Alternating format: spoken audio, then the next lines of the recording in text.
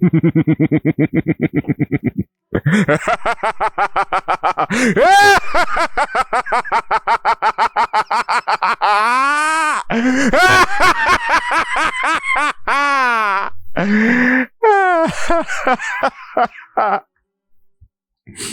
bad, huh? Hello, Zachary. How are you? Hello. Welcome to the Roscoe Podcast, everyone. Have we got something special today? 24 hours, baby. 24 hours. You spent as much time watching this schlock as I did experiencing Kingdom Hearts 3 on day one. And that was something I waited 13 years of my life to do. So after this was over, I danced on the steps in a red suit. Which I wear normally, because that's how I look. Yeah. That's life. And then I caught a taxi. And guess who was driving?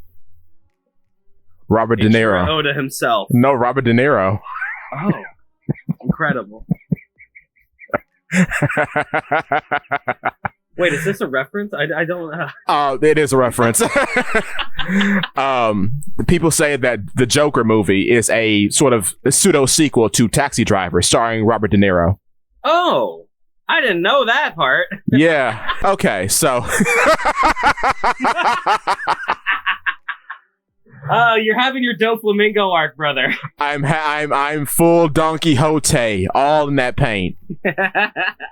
My man is learning that evil is inherited. It is not learned, as it turns out. And I'm usually pretty cool and calm when I record things. My normal guy face fell off completely. So do you want to ask me questions? So I am coming into this as a man who has not watched a single solitary second. Right. I have not seen a bit of at all whatsoever. Okay. So you are coming into this as a man who has watched the whole thing over a full 24-hour. Let's call it an excursion. An excursion. I was from 12 a.m. to 10 a.m. I am so sorry that you had to experience it that way. I am too, because I was ready. I have been set, because people come to me over these past 2 years and they say, "You're being too hard. You're being unfair. We haven't seen anything." When this, I'll admit I have been one of those people. And that's fair. You know what? That's absolutely fair, because I saw some things all over the horizon. I'm like, guys, what is that? And people were right to be, how will you say, pessimistic about my views and optimistic about what was coming. And I fought nobody for that. To those nerds, however, that responded to the unveiling of Arlong being a sawtooth shark, telling me on Twitter that, oh, that's how it's supposed to be. Didn't you know fishmen were based off of fish? I give you nothing but my ire. Oh, I didn't know they did that. I say this in the big video I mentioned. Oh, did they do that? I didn't know that. I didn't know. I was under the impression they were based off of aliens. Or what do you mean? Or foxes, or birds, you dummy. What, like... Of course they were. Like, how do you say something like that out of your mouth and you're not embarrassed? How can you say something so... like, there's one of two things that they're being. It's either stupid or obnoxious. I take the latter. Because if you read anything with a fishman is mentioned, all of them get Oda boxes. The Oda box for them is stuffed. They tell you their occupation. They tell you what fish they're based off of. They tell you their name, the pirate crew they're a part of. They tell you a lot in that little box. So that's abhorrent. But you know what's so interesting, Zakk? And so boys from the Discord, let me know this, and that's fair. So in the manga, what is the most iconic scene with Luffy at the start? At the very start, like when he's a grown man going out to sea. At the very beginning, I would say him proving that he is already a great pirate by defeating the Lord of the Coast. Ding, ding, ding. That's the right answer, Zakk. Guess what we don't see? They didn't add it? He doesn't punch the Lord of the Coast. Why? It's not in the anime, Zakk. Matt Owens has only seen the anime. Wait. That's not in the... That's in the anime. Not at the start. It's not. 100%. That has to be in the anime. They do that later. It's not in the anime.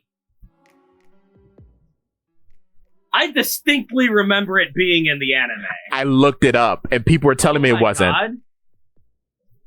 It happens way later. Like when they go back to East Blue for like one of those TV specials. Really? Yeah. Really? That's hard to believe. It is. Because that's like... That explains... I'm having trouble even forming words right now. That kind of like explains, without having to say a single word, where we're starting power-wise. Basically, yeah. Shonen battle manga. Exactly, because Luffy could take out something that's easily over 30 meters in one hit. Well, it's not even that. Luffy could take out that thing that ate Shanks' arm. Exactly. That's important. Exactly. That shows how much better he's gotten. Exactly. In a single panel. Exactly. You don't even have to, like, do a big ol' sequence for that. You just have to render an image. Yeah. And it's also a nice little allegory to Luffy saying that his punch will be as strong as a pistol, and now it's more powerful than any pistol could be. Now it's as powerful as a cannon. Exactly. Now, on the topic of Shanks, that scene does happen. You got Higuma, you have the bar scene, all that's actually done right. Shanks' hat is still small. Lucky Roo is a bodybuilder. Lucky Roo isn't fat? He's not fat. He's a man who is defined by being fat. Isn't fat? No. Are you sure that's Lucky Roo? He's wearing the goggles, baby. Oh my god. He's got the whole green stripe get up. He's carrying a lamb chop the whole time, which is very funny. Yeah, that's probably him. He hits somebody with the lamb chop at one point. It's very funny. It's very good. Go flying and explode through a wall? No, he just hits him with it. He shoots a guy. Yeah, I mean, if you're gonna do romance not, you should have him shoot a guy. He shoots a guy in the bar. Hmm? Yeah, we take the Makida's bar as a coastal bar. Kind of like a Miranda that you see at a beach resort. Yeah. I guess that makes sense. Yeah. Go out and fight those guys instantly? No, it happens in the second scene because the fun thing you see about Luffy's backstory, it's presented in a similar way to how it is in the anime, in which we stretch it out in a flashback over 2 episodes. Yeah. And we're in and out. So, we do get the scene where Shanks gets clocked, everyone laughs, good old time, and then later Luffy's life is on the line, so they take it seriously, right? Yes. They at least get that correct. Also, so Jaya isn't ruined already. No. Cool. But Luffy eats the Del fruit in a back room that he finds in a box, and they make the box seem a little mystical and magical, and inside you find a Hasbro toy. Whatever. And then it turns into a real fruit, and he eats the whole thing, bit by bit, and does not mention that it tastes bad. Interesting, but okay. He mentions that it tastes bad later when he's practicing his gum techniques in the bar. Which, okay.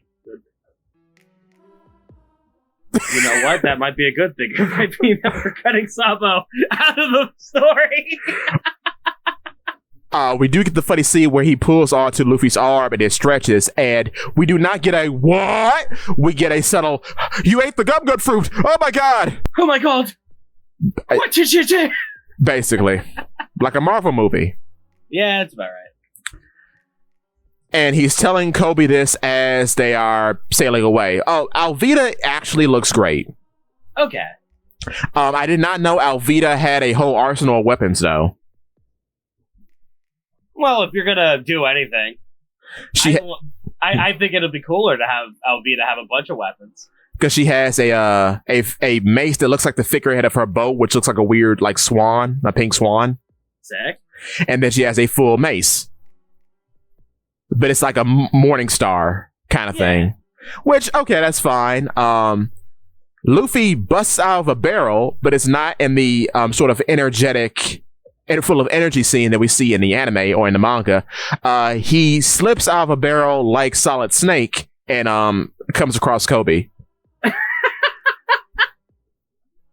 Okay. Which, that's fine. Kobe.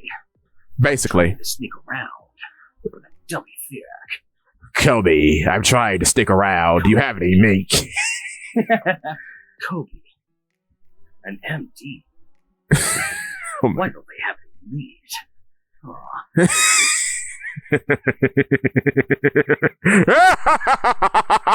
But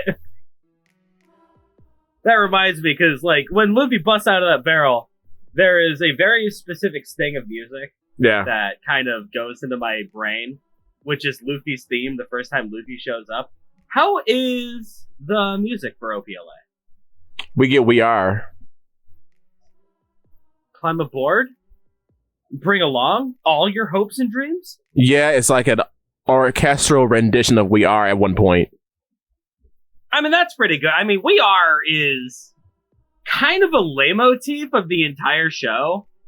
Like, they bring We Are back a lot. Yeah. Overall, the music is kind of mid. I'd expect nothing less.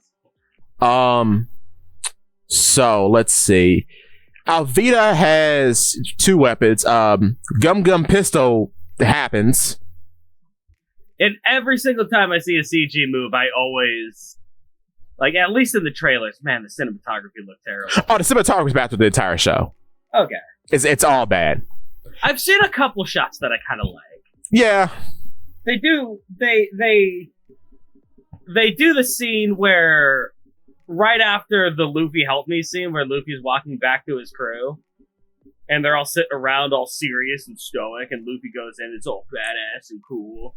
It's like, they kind of tried to remake that scene shot for shot. Yeah. And I like that. I think it looks all right. What you just described is the best scene in the entire show.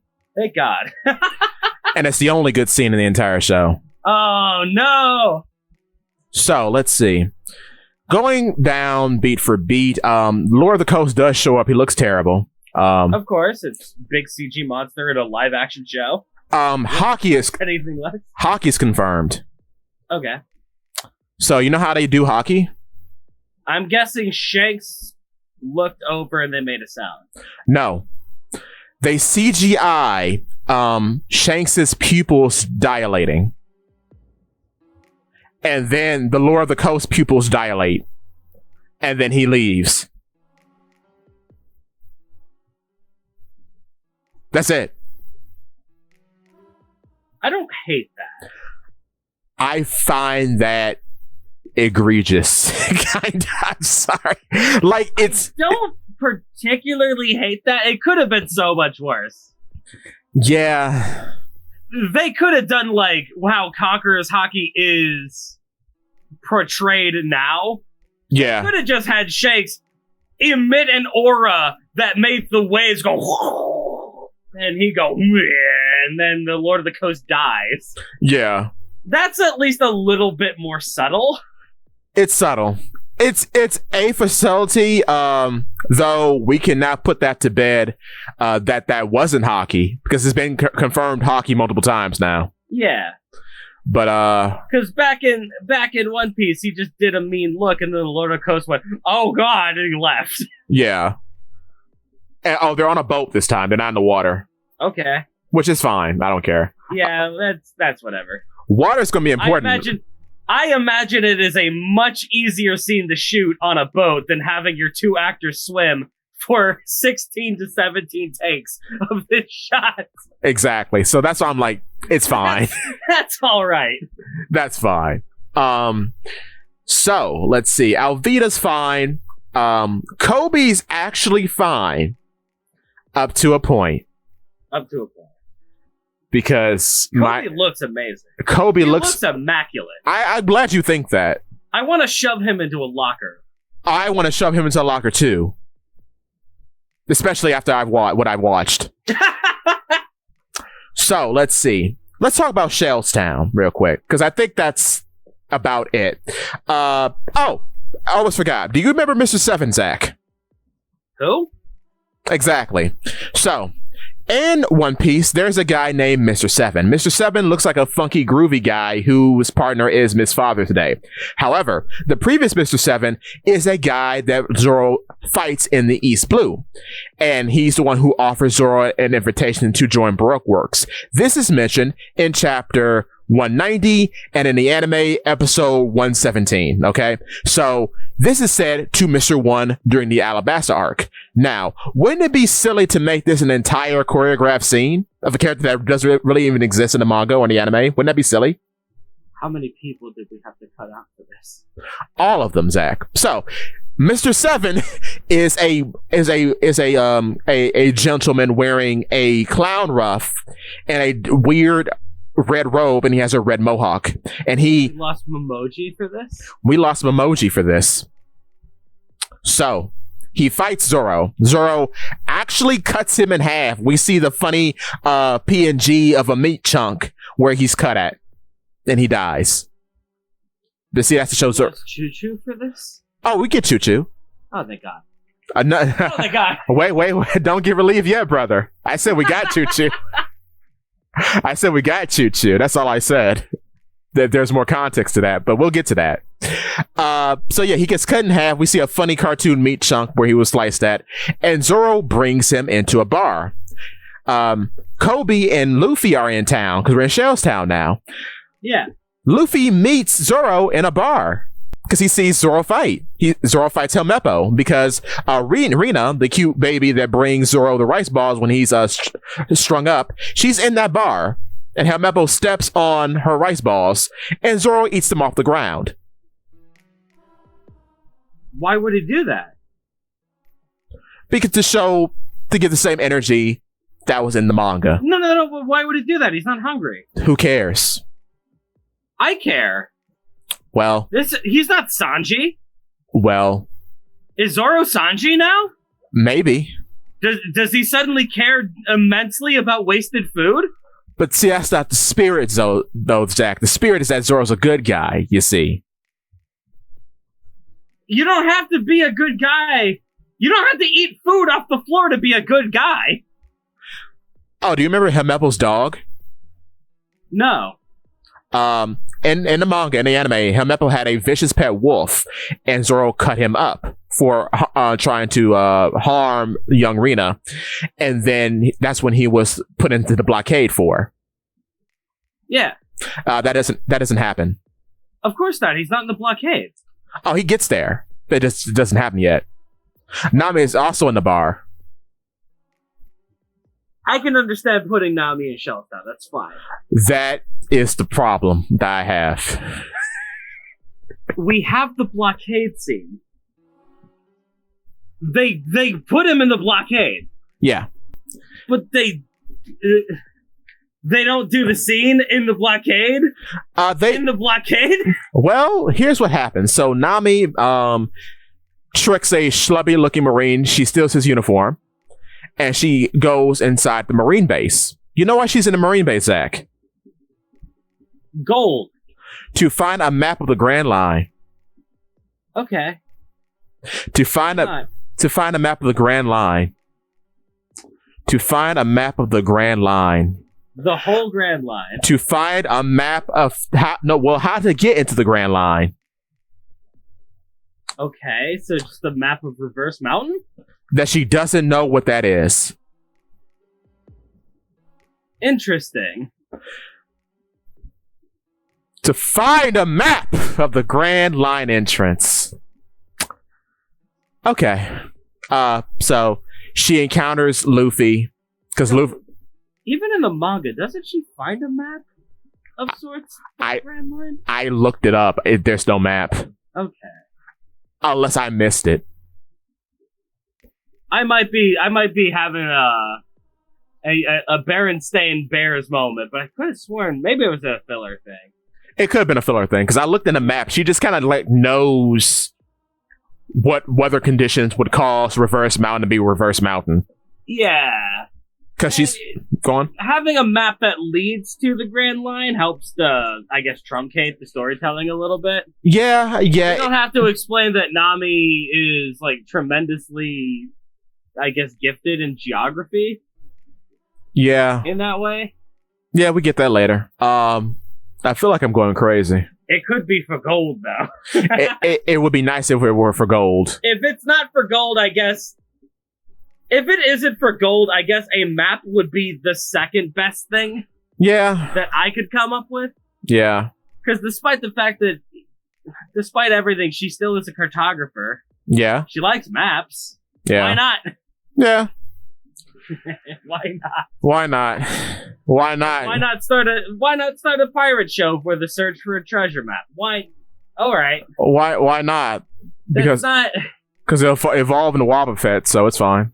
That's not the worst thing that you could do. Yeah. It's not optimal. So Luffy and Nami run into each other. They're trying to find the map of the Grand Line. So Luffy meets Nami in the Marine base, where the 53rd branch, the 153rd branch, where Axam Morgan is.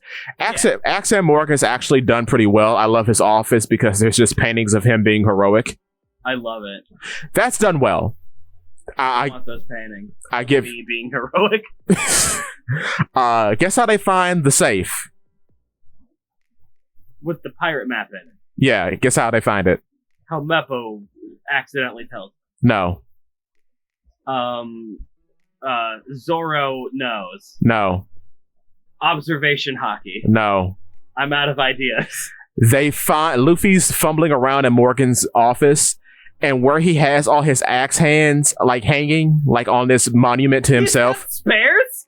He's got spares hanging on this weird monument to himself. All right, that's funny. One of them's a handle that opens the floor of where the chest is, the safe. Oh. That's kind of cool. A little bit ridiculous, but all right.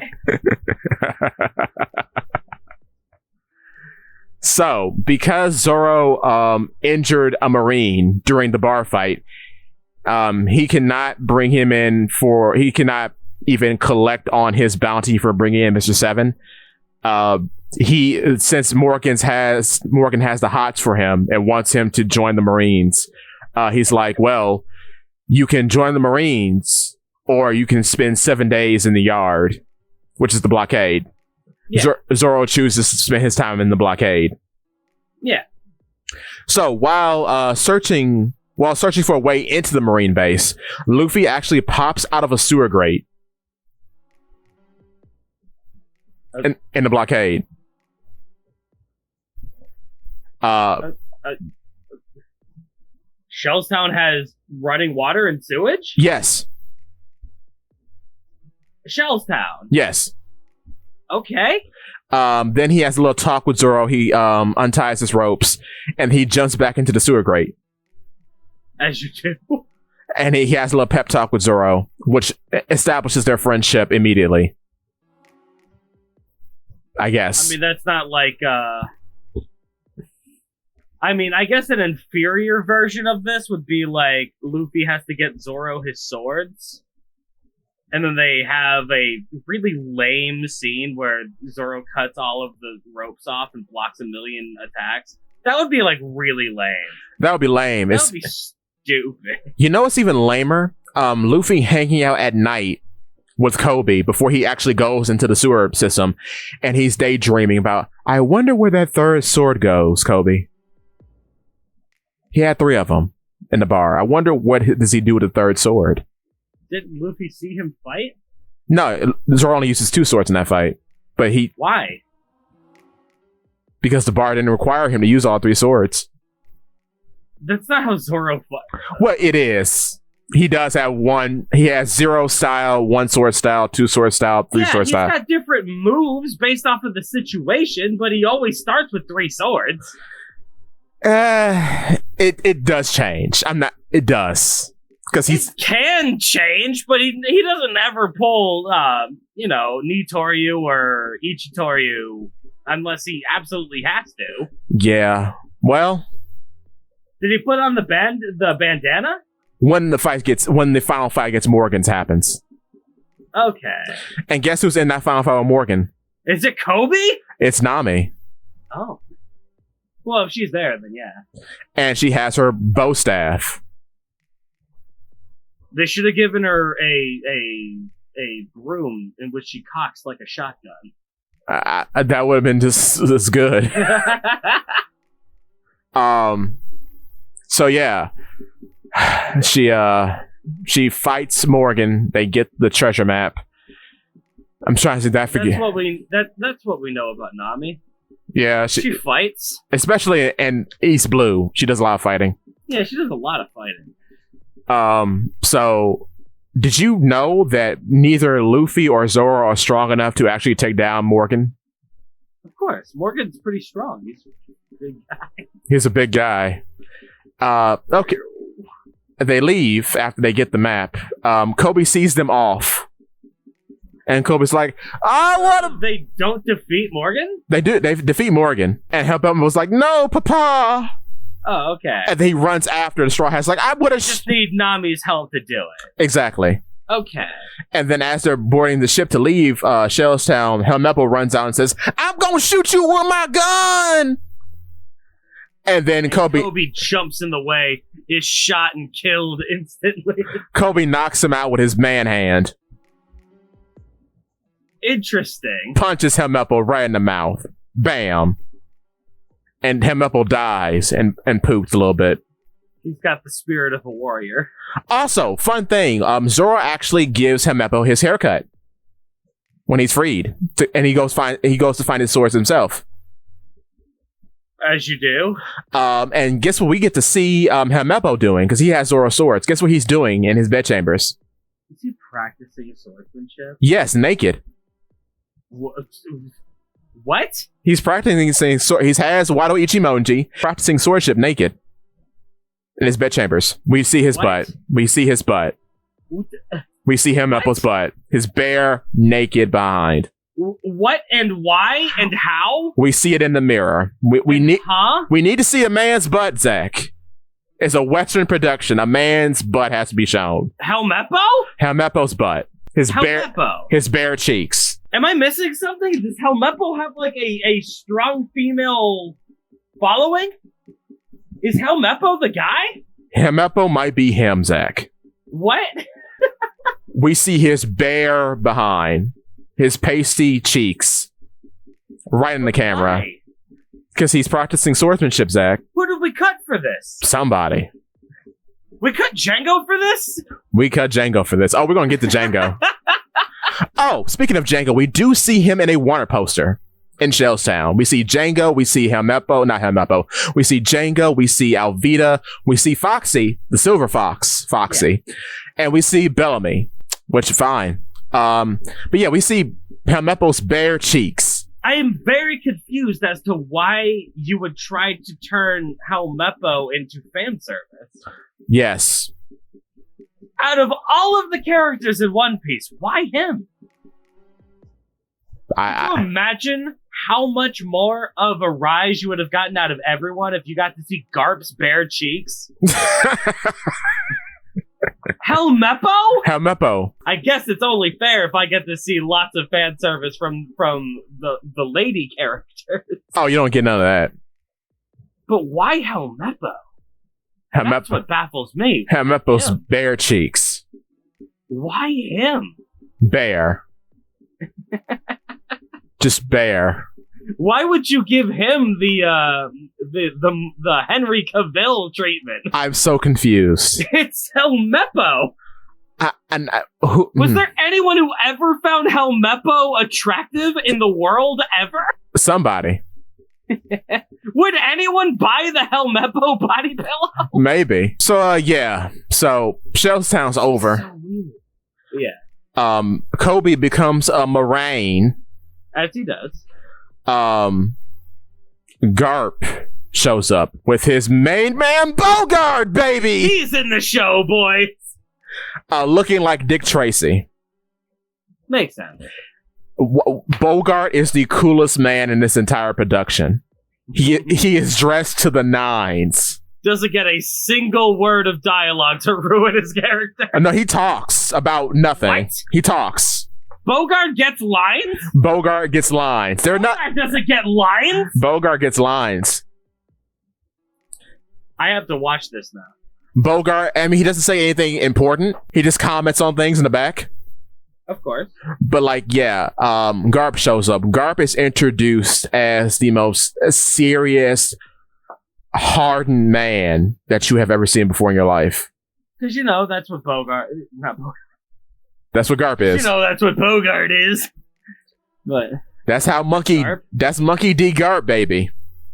Yeah, Garp has never let down his guard. Never.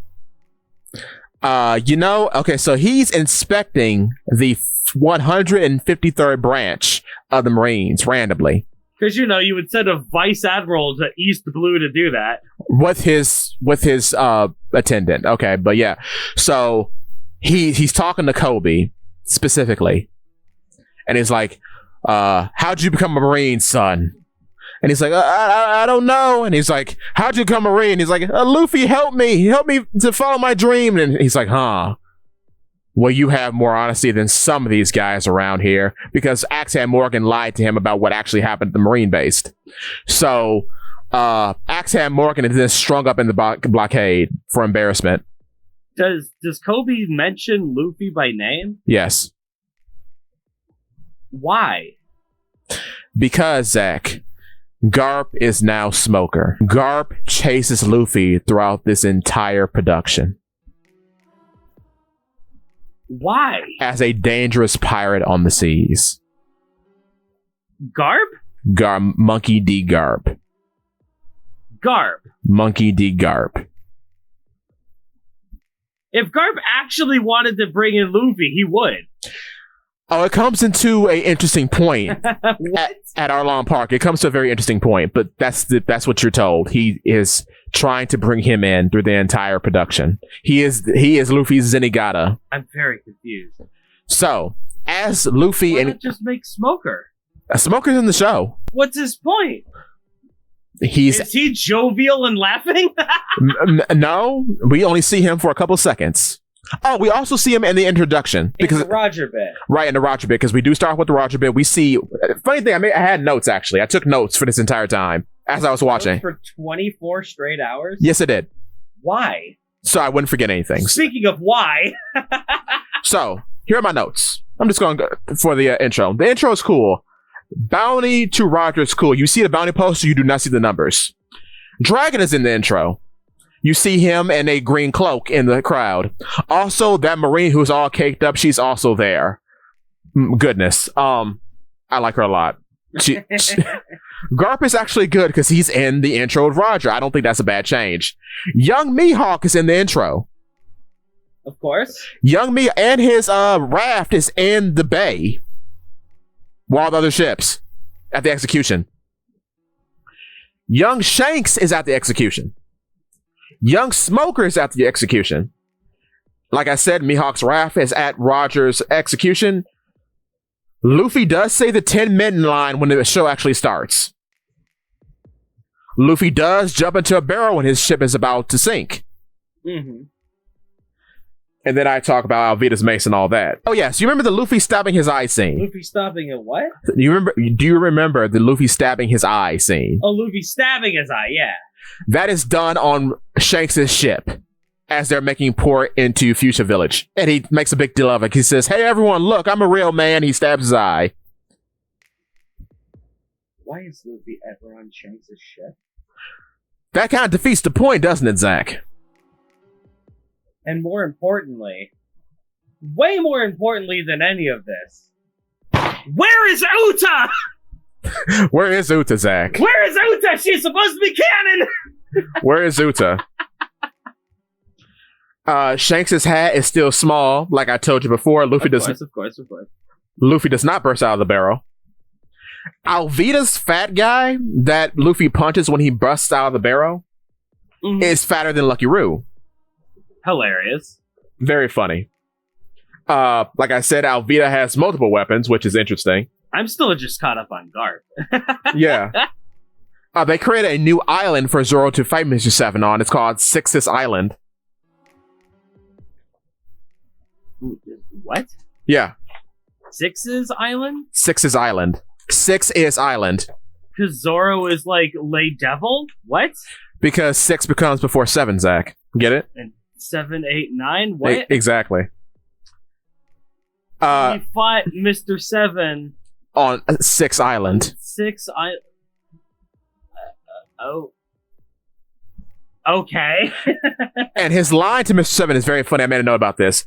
His line in the manga is that he told Mr. 7 the only reason he would join Baroque Works if he could be the boss, right? Yeah. In the live action adaptation, he says, if I joined the Baroque Works, I would have to have a cool tattoo, but my tattoo would have to be number 1. Mind you, number 1 is not the top of the organization. I was about to say, Mr. 1 is not the top of the organization. The line doesn't make any sense. But it does make sense, because he's gonna fight Mr. 1. Yeah. Mr. 7 is goofy. He's just some guy in a red getup that uses 2 swords. Bink Sake is heard in a Luffy flashback. That's cool. The Gum Gum... Yeah, the Gum Gum fruit looks like a plastic toy. It's in a weird back room. Right, but we don't have to go through every bit of the notes, or else I think we'll be here all night. Yeah, true. Okay. Okay, right. So let's talk about Usopp's village. Okay, the Go to Syrup Village. But hold on, Zachary. Hold on, Zakk. Every One Piece character gets their own funny One Piece intro, right? They get a title card. So when Usopp's intro card comes in, it's of his Jolly Roger. And the eye is replaced with a hammer. It's very cool. You know what the Jolly Roger looks like? Looks bad. It looks amazing. It's amazing. It actually is. And it's of the Jolly... Now, what does the Jolly Roger look like in the show? I mean, in the manga. What does it have? I would not be able to tell you. It's a skull with a long nose.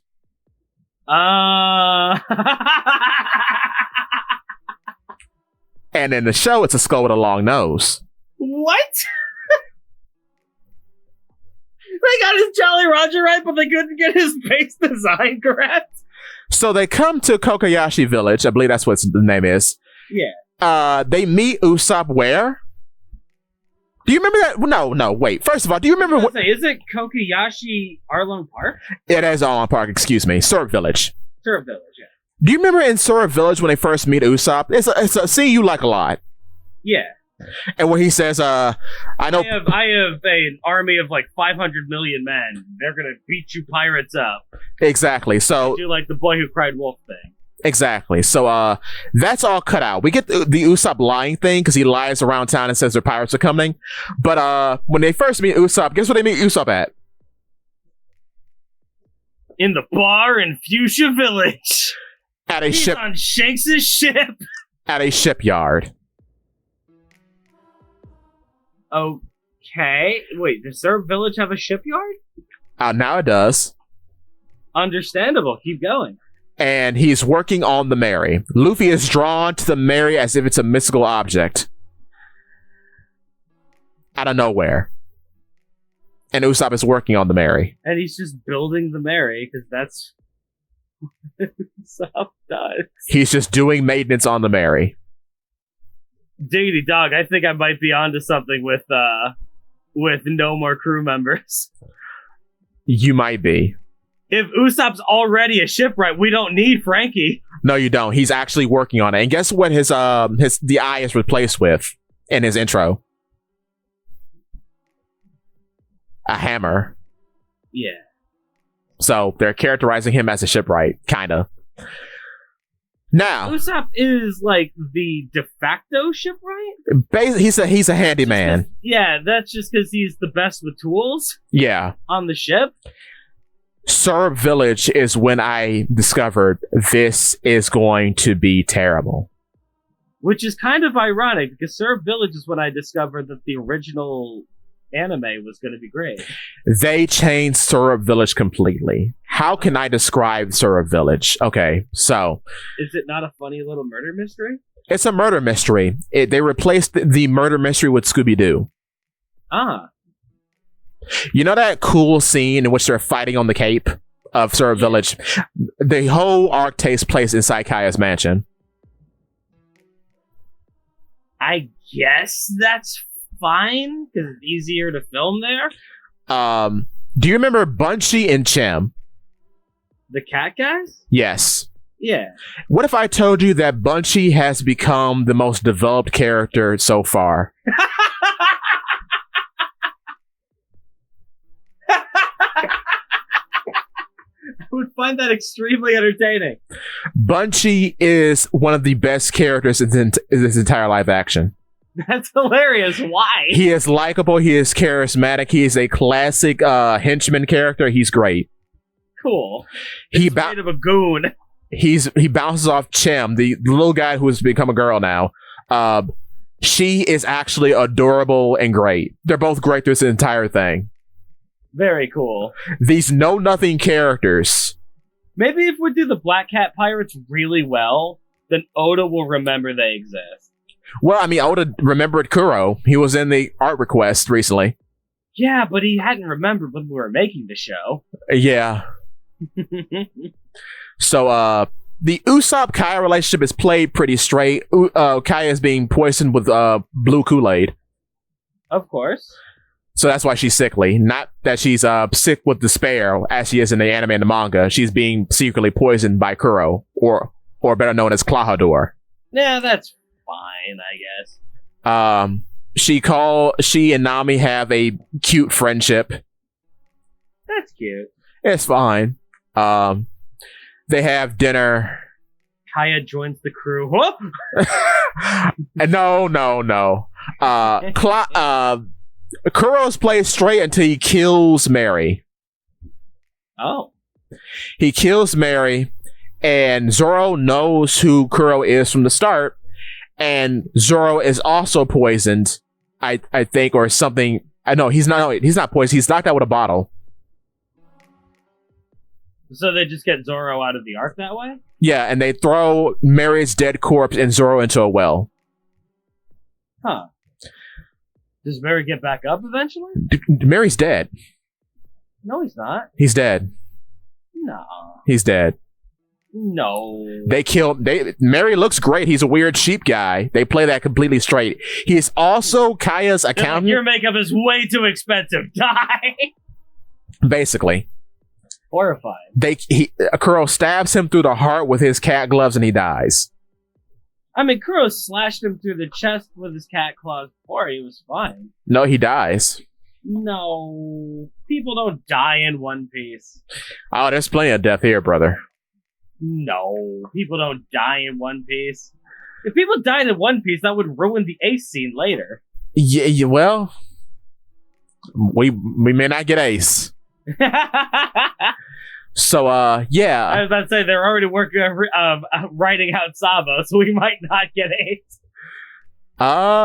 So yeah, Mary's dead, Zoro's knocked out with a bottle, and then they're both thrown into a well, along with Zoro's swords. Why wouldn't they kill Zoro? Oh, right, he's the main character. Yeah. Keep going. Bunchy and Chim have more chemistry lines, and they become the greatest duo in film history. Kuro is then attacking Kaya, but only at midnight, because Kaya becomes an adult at midnight, and she then inherits her family's shipyard because she owns the shipyard. As you do. So Kuro then is on the attack. Kuro uses Silent Step, and he knows where he's going when he uses it. As he does. So he teleports throughout the entire mansion, trying to find Zoro, trying to find Nami, Kaya, and Usopp, who are hiding within the walls of the mansion. Yeah. They do not explain how Shadow Step works. I mean, granted, they don't really explain how it works. No, they do. They explain what it is. In the manga? They explain what it is, at least. The man just walks weird.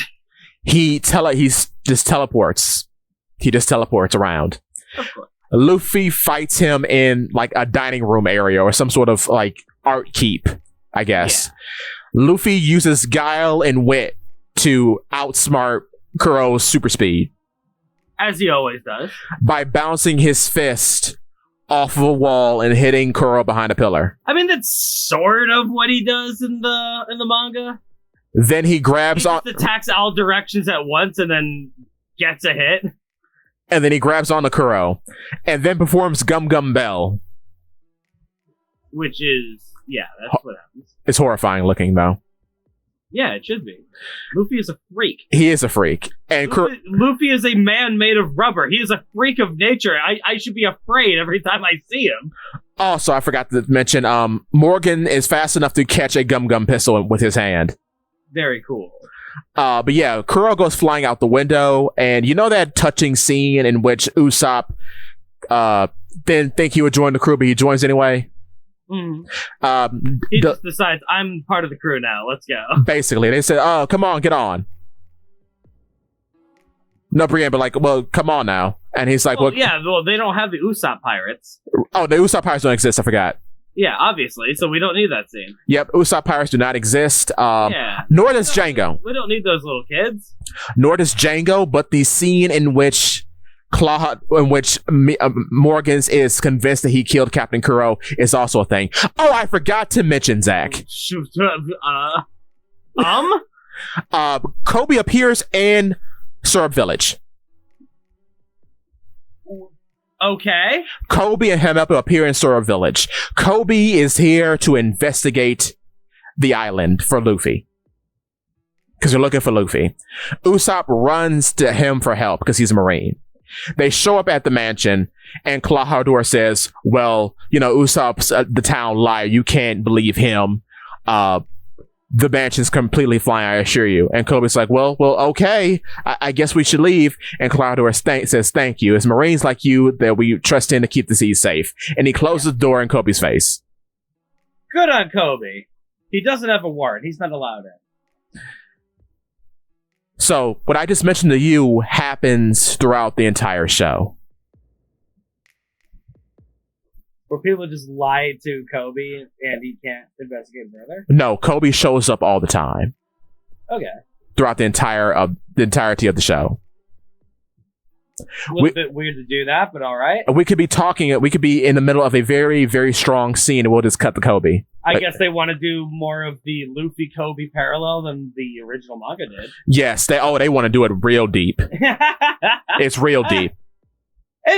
If that's what you want to make the show about, I don't hate that idea. Because I've always wanted to see the parallel of One Piece in the Marines kind of perspective, right? Yeah, well, you enjoy the show. To see more Marines. Yeah. I forgot to talk about Buggy. Oh yeah, we skipped Buggy. Before we get to Buggy, we get an interruption from Kobe. Hold on, if Nami's not in Orange Town, then where does Buggy come in? But that's right. When they're on the seas, Buggy finds them and shoots a flare into the sky that is containing gas that makes them sleepy. And then he captures them. Okay. The Buggy actor is amazing. The Buggy actor is immaculate. He's actually good. They play Buggy well. Yeah. He plays Buggy very well.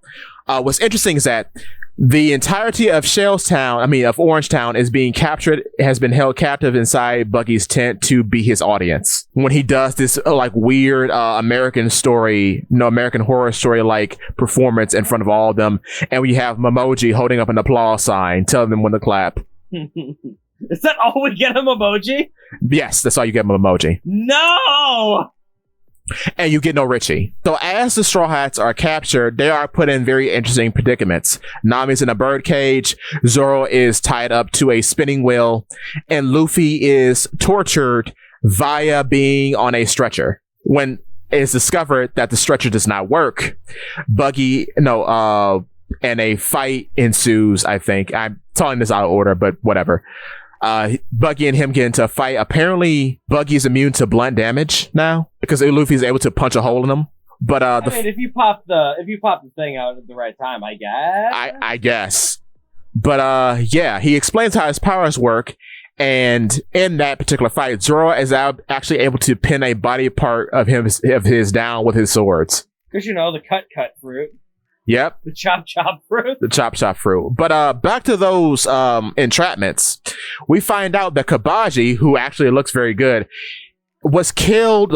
No, his brother was killed by Zoro. Interesting backstory, but all right. And he's throwing knives at Zoro while he's on this spinning roulette in a back room of the tent, while Nami tries to pick the lock to her cage. And throwing knives, he actually cuts the rope that's holding Zoro on the spinning wheel, and Zoro gets out. And just clocks Kabaji over the head. He does use a unicycle though, at times, Kabaji. But there's no Zoro versus Kabaji fight. I mean, we don't have time for that. No time for that. So more Zoro versus Mr. 7. Exactly. So back to Luffy being tortured.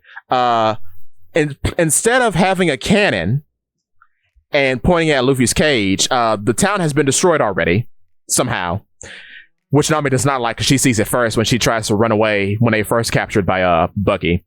Yeah. But they don't tell you how the town is destroyed, but it's destroyed.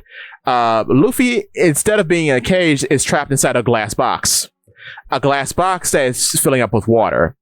And then Buggy says a very interesting line. Do not bother. The box is filling up with seawater. Even a splash of seawater can be trouble for a devil fruit user. Oh yeah, they watched film Red. Where a splash of seawater is trouble for a devil fruit user. That makes sense. And they specify seawater. Yeah. That's only seawater. Yeah. And only a splash does it. So Luffy starts to drown. Any devil fruit user would definitely want to go to the seas then. Yeah, right? On a boat that has a hilarious amount of seawater splashing on them. It's not like the boat was filling up in the first scene of the show where Luffy's an adult, but okay. Yeah. It's fine. So, Buggy is defeated because Luffy has the bright idea to put all of his body parts in boxes as he's using his chop hours. And, we get Tiny Buggy. Tiny Buggy makes an appearance. That's fun. That's funny. And then Luffy uses Gum Gum Bazooka and he blasts him away! Just like in the mango! Just like in the mango, baby! Oh my god!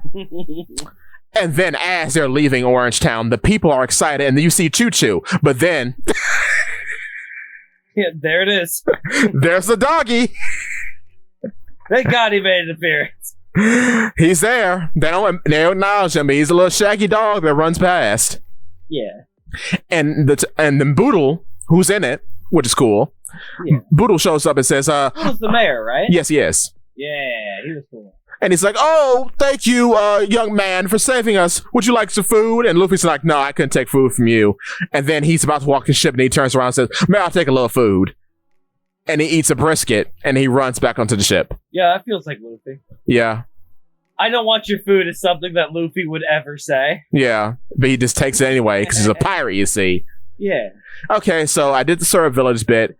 Now we go to the Baratier.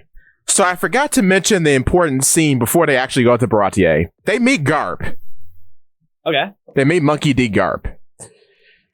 Luffy takes out his telescope and looks at the ship and he says, Grandpa? Of course. And then all the Straw Hats, they say, Grandpa! That's very One Piece. And another One Piece thing happens. They're firing at the ship, right? Garp's terrible-looking dog ship. Yeah. Which is all gray. Like, you know, like Garp's ship is in the manga. It's gray. Of course. They start firing at the Straw Hat ship. Nami says, Usopp, load the cannons. Usopp goes, ha, ha, whoa! And he drops all the cannonballs. Okay. Because you remember, Usopp's defining trait was that he got a cannon shot correct on his first try. But okay. See, but that's getting the cannon shot. That's not loading the cannon. Yeah, that'd be silly if he just knew how to do that. And he's like, oh yeah, I know how to work. Marksman that knows how weapons work? That's silly. Frankie, take the wheel. Usopp's not ready. Frankie, take the wheel, indeed. See, now that's what OPLA should have done. We need to boil this down to 5 characters, and we need to cut Usopp and add Frankie in East Blue. Super! Could you imagine Frankie against Clawdor? He just shoots him. Man, that guy was super fast. Good thing my super bullet shot him. Oh man, that might be a little thought experiment that I do later on, where I just replace all of the Straw Hats with a different character and see how it would chop up. Yeah, in each arc. Make a video out of it, bruh. So, yeah, and then Garp, tired of his cannons not working, starts chucking cannonballs at the ship, which is a very Garp thing to do. Yeah. Unironically. So then, I believe either they're doing silly One Piece acts and feats of strength. Yes. It's not completely mired in normalcy. Oh, it's not mired in normalcy in this part, because guess what Luffy does to repel one of the cannonballs? Does he balloon? Gum balloon, baby! We get balloon? We get balloon, and you know I've been waiting for balloon. Yeah. They make him slowly inflate. It's the most horrifying thing I've ever seen. Thank the Lord. It is a. They don't give us the justice of doing it quick. Yeah. So the human brain can't catch up. His ribs poke out, and he turns into a balloon. Yes. I like that. Anytime they make Luffy a freak that you should be afraid of, I am down for it. It's correct. I hated it. It's correct. It's disgusting. Anatomically correct One Piece is what I wanted from OPLA. Honestly, you get what you get. You get what you get, because he repels the cannonball, but he says something very interesting afterward. I didn't know I could do that. Why did he do that? Why did you do that? Did Nico whisper to you, Luffy, and told you could do that? Oh no. Yeah. Oh, I'm the Joker, baby. So they're sailing through I'm more of a Jack guy myself, but Jack the Drought? Exactly. Oh no! Let me rephrase that. I'm more of a Queen guy myself. Zooming. I miss Queen. I miss Queen. I can't wait for Queen to be in the show. I think the fattest guy imaginable to be Queen. I would love it. Oh my god. There's a dude who cosplays as Queen on TikTok, I think. I love him. He did the whole dance. It was me. It's me, Austin. Every day I drink another beer, and every day I turn a little bit further into Queen. Oh no. But anyway, Balloon. Yeah. Balloon. Awful. They get away, and then Nami chews Luffy out for 50 minutes about. She chews him out about, like, saying, you lied to us. You should have told us that your grandfather was a vice admiral. And this is where the Nami writing becomes insufferable. She keeps this up all the way up to Arlong Park, because other things happen, and she just keeps this attitude up throughout the entire thing. Where I am better than you. I know better. Listen to me. I should be the leader rule. Yeah, listen to me. Why did you lie? You need to be more responsible, Luffy. Clear up your room, Luffy.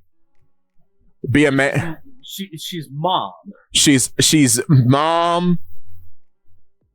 That is trying to make the show more realistic. Was it not realistic that Nami hated pirates because pirates killed her mom? That's not enough. She needs to be a nag on top of that. Okay. So they go to the Baratier. They find a Baratier in the fog. They come out of the fog. They see the Baratier. They go inside the restaurant. They find a fishman head of house there. And this particular... Go on. A what? A fishman head of house. What does that even mean? So you know how you go to a restaurant, there's somebody at the counter that gives you a table and whatnot? Oh, that. Okay. So a concierge or whatever it's called. I thought you were like the head of like a household. No. The guy that just Yeah. Okay. he has the best fisherman makeup the entire show. Did the Baratie have? No. Yeah, I didn't think they did. He might be a half fisherman because he's less fishy than the others. Yeah. But he has the best makeup in the entire show. Hilarious. So I mean, of course he does. They only had to apply it once. yeah, right. Well, he shows up for multiple scenes. Never mind. So I don't know. They show the Straw Hats to a table. Nami pays the guy off with money. Because that's something Nami would do. Right, and then Usopp tries to play the part that he would get them a table anyway, but that's played up for a laugh. Usopp is also wearing his Straw Hat sketch outfit, in which he's dressed as a pirate captain. Interesting. So he's wearing that. Because the wardrobe is full of Easter eggs, Zach. This is a Marvel production. The Easter eggs everywhere. Did you notice this? Did you notice that, Zach? Did you notice? We're very funny. Watch Mojo. I am not that far in the paint of One Piece where I'll notice SBS outfits. Watch Mojo.com, Zach. So yeah, they get a table, and we get to see our boy Sanji, but we get a little intro cut. It's for Zeph this time. Cool. So it has the Zeph, the Cook Pirates logo, and I think a fork as the eye. The Cook Pirates? Yeah, that's what Zach was. Not Yeah. Zeph. Oh, sorry, two Z names. Wasn't he the Red Leg Pirates or something like that? I think he was the Cook Pirate. I think it was the Cook Pirates. I think that's correct. So weird. So that's accurate. Okay. And we get to see our favorite character, Sanji. This is a Sanji podcast. We love Sanji. Sanji. This is where they lose me, isn't it? This is where they shoot you in the foot. This is where they take me out back. They put me in the barn as the rabid animal I am and say, "No, Mama, he's my dog." I'll do it. Oh my god! Honestly, the chemistry between Sanji and Zeph is amazing. Zeph has a peg leg. Oh my god. Okay. Does he have a big hat? He has a big hat. Thank you. It's actually fine. Zeph and Sanji it's so amazing. It's actually fine. Patty is fine. Yeah. Patty is great. The other guy's not there, but Patty's great. Aww. Patty's great. Patty's the guy with like the really big mouth, right? Patty was the big muscular guy. The big muscular guy, yeah. They give him I remember Patty. They give him a seafoam green afro, which is weird. Oh, they're mixing him with Gaimon. It's not a big afro. It's like a shave cut. So it's like and they're mixing it with Gaimon. It feels like you may be right. It might be a Gaimon reference. Because Gaimon's not here in the show. Because he's definitely not making the cut. No, he was not here. No way. No way. I hope he's not important later. that might be a little bit embarrassing. Because mind you, the island of strange animals is the only island where there are chimeras in the One Piece world that occur naturally. So he might be. Wasn't Sphinx like that? Sphinx like that is only Sphinxes. Okay. But like the island of rare animals has like a bunch of weirdos on it. Like a rabbit snake. Yeah, okay. And a chicken dog and stuff. So Sphinxes are considered natural to this world. Yeah, Sphinx are Griffins are apparently. I just found out. Cool. Because Griffins are in Big Mom's book. She mentions them. We don't see them. Unicorns are too, apparently. Unicorns actually exist in One Piece. Cool. So why would that be a mythical zone? Yeah, that's weird. Oh wait, no, it's not. We haven't seen that yet. No, it's the Pegasus. Pegasus, yeah. Okay, we're safe. Never mind. Yeah, no, we're safe. Though it could be both, because like we have a situation in like the franchise in which we have a tanuki fruit that was eaten by a teapot, and then a video game we have a pen that ate the mythical variant of a tanuki fruit. Yeah. So it's like you have the animal and then these sort of myths based off that animal that have become like an entity. And also, we've seen dragons, but we haven't seen Eastern dragons. Right. We've seen. So yeah, you can be real pedantic about what is a mythical zone. Yeah. True. We've seen a kitsune, but there may be like a regular fox. Yeah. So yeah. Of course, there's got to be regular foxes. Right. True. I mean, like a regular fox fruit. Yeah. Because they were fox fruit is better. Yeah. I think it would be cool. But like getting back to 1PLA, stop with this quality.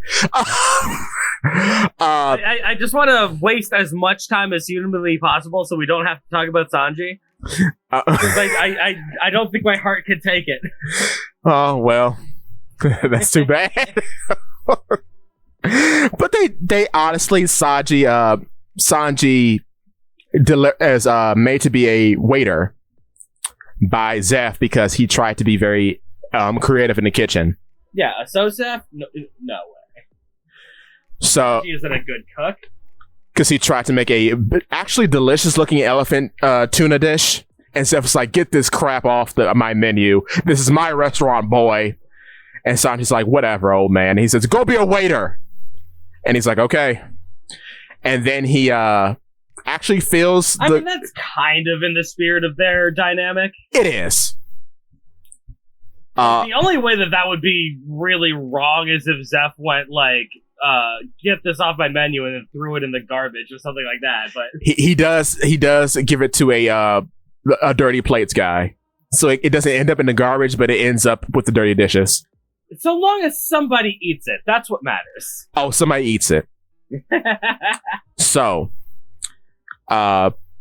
he takes everyone's order, and then he sees Nami and says, "Oh, would the lady like something sweet to eat?"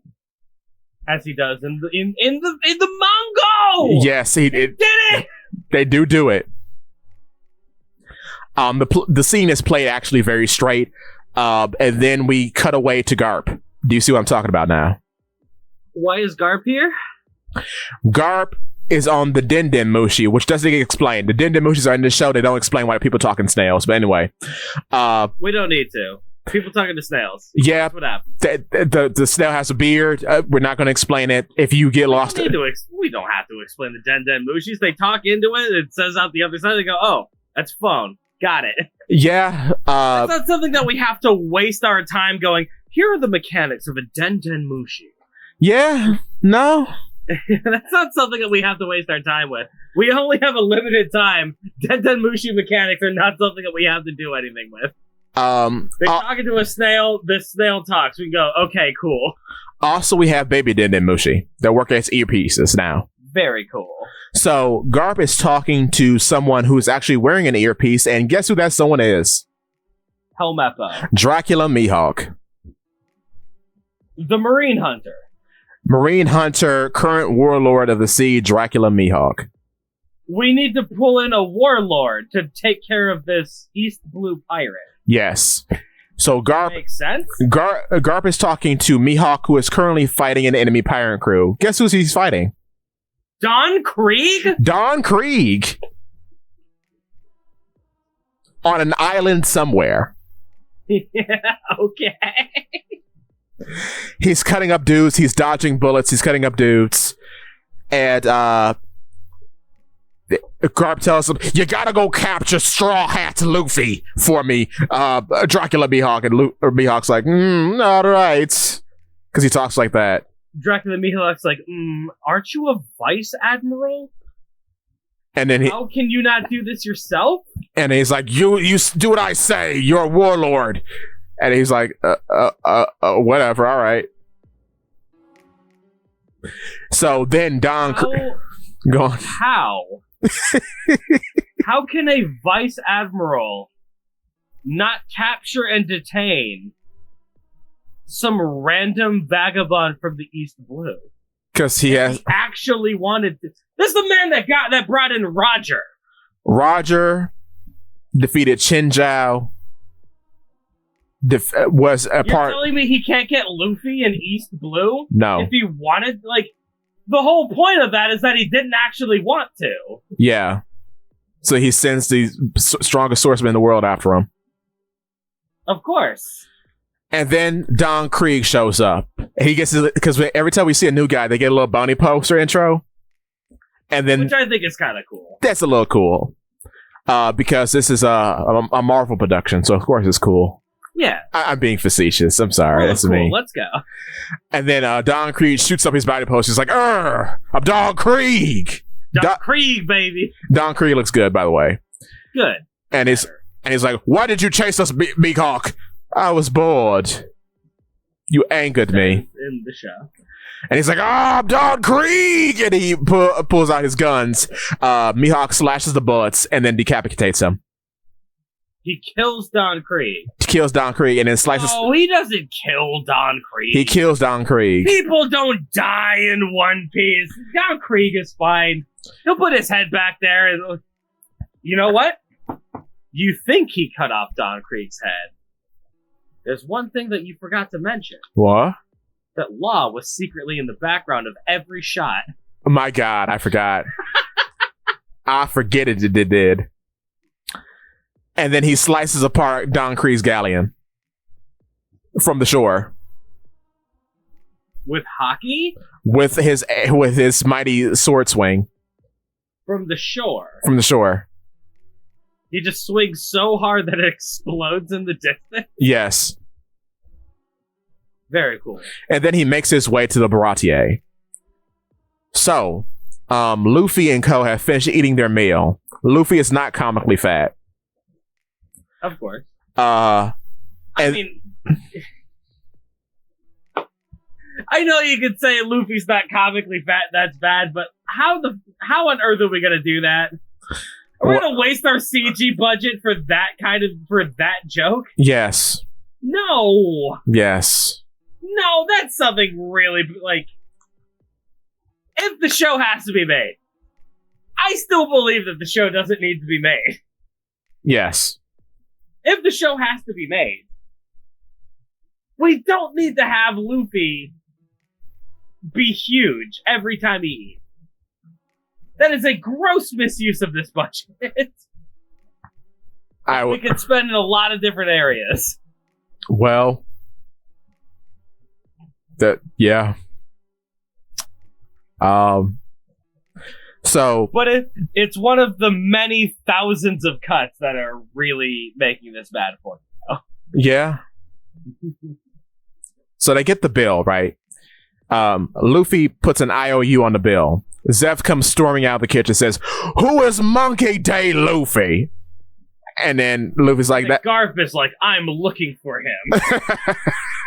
Garp doesn't show up yet. Oh, okay. But then Zeff storms out of the restaurant. He's like, "Who is this Monkey D. Luffy who wrote his signature on this receipt?" And Luffy's like, "Oh yeah, I'll pay." Yeah, I did that. Yeah, I did that. I'll pay you when I'm king of the pirates, and then I'll have a ton of treasure, and then I'll come back and pay you with interest. Luffy is made Chorobor immediately. Luffy. It's kind of similar to what happens.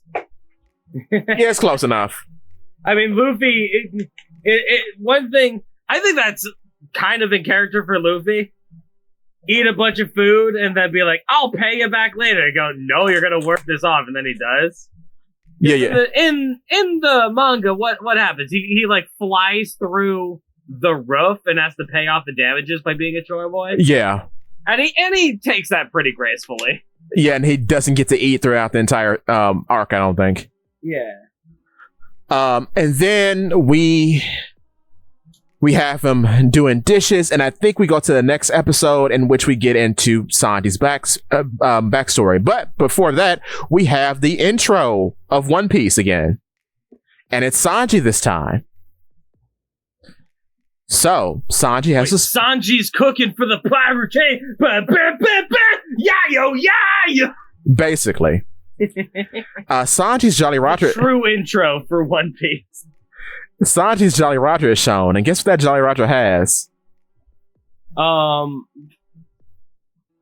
don't want to. Don't make me say it. Say it. Don't make me say it. You know it's the say. Say it. Don't make me say it out loud. Say it. I'll say it. Swirly eyebrow, doesn't it? He has a swirly eyebrow, baby. No. The intro skull has a swirly eyebrow. What is the actual point of doing that? I don't He doesn't have it. Like, okay, you and I know, but for the people at home, who would equate that to him? It doesn't make any sense. It actually doesn't. Why do that? Oh, God. It's stupid. It's actually dumb. Why even do that? Dude, and it's so easy to get that kind of thing. And now I know if you want to make it look right, you're going to have to make a prosthetic for it. But brother, look at all these dumb fishman makeups they're doing. Now, we'll get to that, yeah. But like... Just the smallest bit of makeup. I'm failing to... all you have to do is take a little bit of makeup and draw like a tiny swirl. It doesn't have to be half the size of his head. Like a tiny swirl. And I would be happy with that. On the subject of prosthetics, Buggy has his big red nose. And we see his nostrils. So it's actually attached to his face. He's not a main character, so we don't have to put that on him very often. Up. Yes, he is. Does Buggy show up again after his eye? Oh, yes. So there was no reason. No reason, because we see during the Baratier arc, Buggy is actually kidnapped by Karubi. Because he knows where Straw Hat Luffy is, therefore he knows where the map of the Grand Line is. Interesting choice. And Karubi is played straight. He looks like the Karubi in the manga. Very cool. So Buggy is now relevant to the rest of the East Blue arc now. But they couldn't give Usopp a big nose? That's exactly my point. But Buggy is like a major character? A major character. Buggy is as major as Luffy at this point. They gave Buggy more love than Usopp and Sanji? Yes. Why? Yes. Obviously a Zoro fan made this. Obviously this was made by a Zoro chud. I will never forgive them. And we're going to get back to Zoro in a minute because it becomes insufferable at that point. But, so, we get the Sanji backstory. We get that Zeph's name was Red Leg Zeph because he painted his boots red with the blood of his enemies. Fair, that's how it is. That is how it is. Sanji is a little baby boy cooking on a ship, as you do. And then Zeph comes into the ship. He sees the food cooking on the stove, and he's like, "What was this?" He has a little spice rack on his chest, like little vials of spices on his chest. That's kind of sick. Does he have a bandolier of spices? Because that'd be sick. Kinda. Awesome. It's like, you know that how people wear belts of bullets when they have like a minigun? Yeah. It's like that. He has like a bandolier. Yeah. But yes, exactly. Excuse me. Yeah, that's cute. That's soul. I like that. And he like takes out a little vial of oregano. He uncorks it. It's like, it needs oregano. And then Sanji pops out from the corner. It's like, oregano for savages. Don't touch my cooking. Why is Zeph the best part of this adaptation? He is, and he has. Why is Zeph suddenly awesome? Zeph has so much soul. Let me rephrase that. Zeph was always awesome. Why is Zeph suddenly more awesome? And he keeps his mustache too, with the incredible, with the little ribbons on it. Nice. And then he and Sanji get into a confrontation. The ship capsizes because a big tidal wave is coming. And then Sanji and Zeph are stranded on the rock. Oh.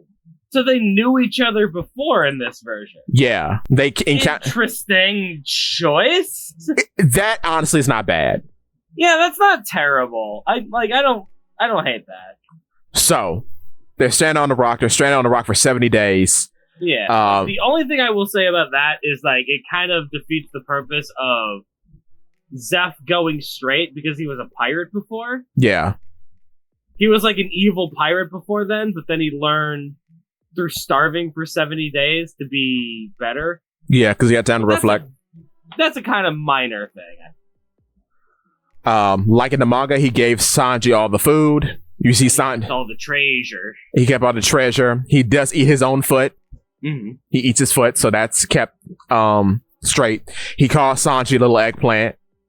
He eats his foot? He eats his entire foot.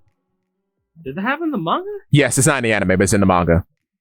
Because I remember he got like, this might be anime brain acting up again.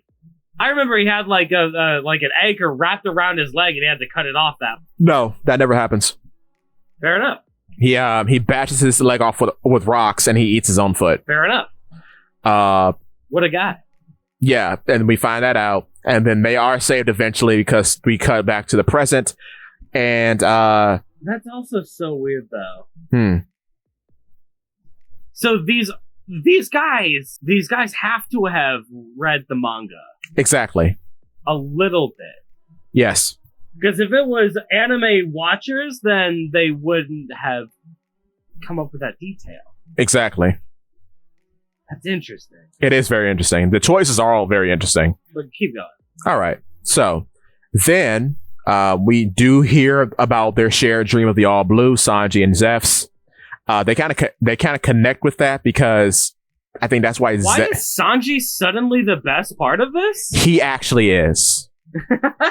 He actually is. Like no cap, he is. I'm shocked. Is Baratier awesome? Baratier is actually sick. I would love to go there. Oh, also I forgot to mention, Full Body is here. Thank God. His hair is blush pink, which is wrong. Big Mom, let's go. And he gets into a fight with the Night, I think it's called Night Cat guy. He's from the Romance Dawn variant of the anime. Oh, I do not remember that. I think it's him. He's fighting with Full Body because Full Body took his table and Sanji That is a very obscure thing to reference. That's the deepest cut. What do you call it? Like the Peace Lovers versus the Morganeers or something like that? Yeah, it was during that time. Because he looked like that guy, because I remember that guy had like a weird beard and he like looked like a regular pirate. And then when they animated it, where it's just a Luffy adventure and everyone else stays on the boat, yeah, he appears in the anime version of that. So I think it's him. Sanji kicks the crap out of both of them, and the fly in the soup scene does not exist now. Sanji at least looks sick while he's kicking people. Yes, he does. Thank God. Also, Full Body's girlfriend is also there. Very cool. So that's cool. Yeah, I mean, it's all right. It's weird because, again, Mojo.com, did you notice this? But like, the fly in the soup scene is kind of... It's not instrumental, but it does help figure out Sanji's character. Yeah, it does. Sir, there's a fly in my soup. You should eat it anyway because it's food, and you shouldn't waste food on the sea. Exactly. So, then we cut to nighttime. Luffy's talking to Sanji about how he should be his own man, and how he actually ate the food that I mentioned earlier, that tuna that Zeff did not want on his menu. Yeah. Because as Toy Boy, he got the dirty dishes and he ate the food, which now endears Sanji to Luffy. Wait, so Zeff was going to waste that food? I think so. It's implied. Why? Because it's not on the menu.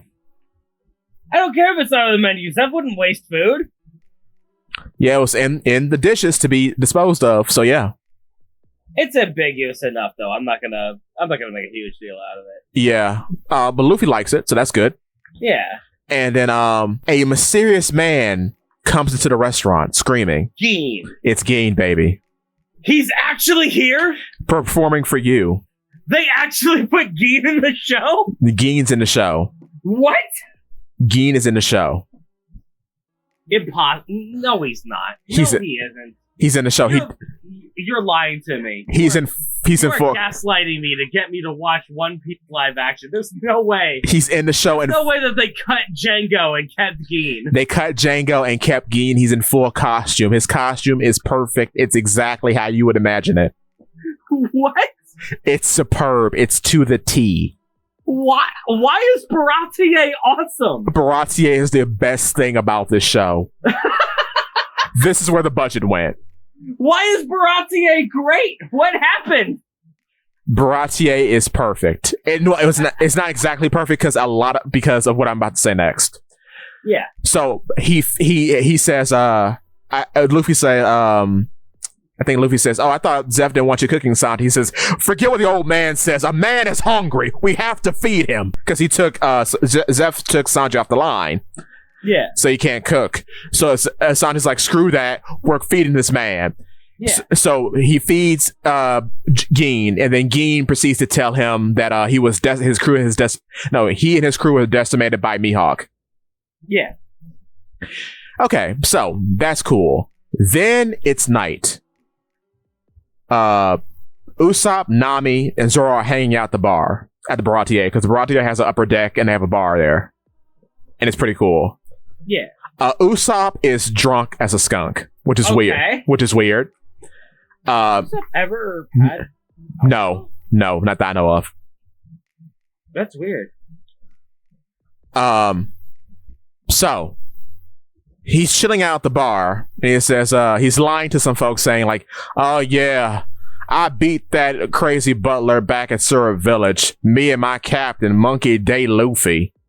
And then someone turns to him and says, "Monkey D. Luffy." And guess who this man is? Is it Kobe? It's Dracula Mihawk. He just appears at the bar. He's just chilling. He just appears at the bar like a phantom.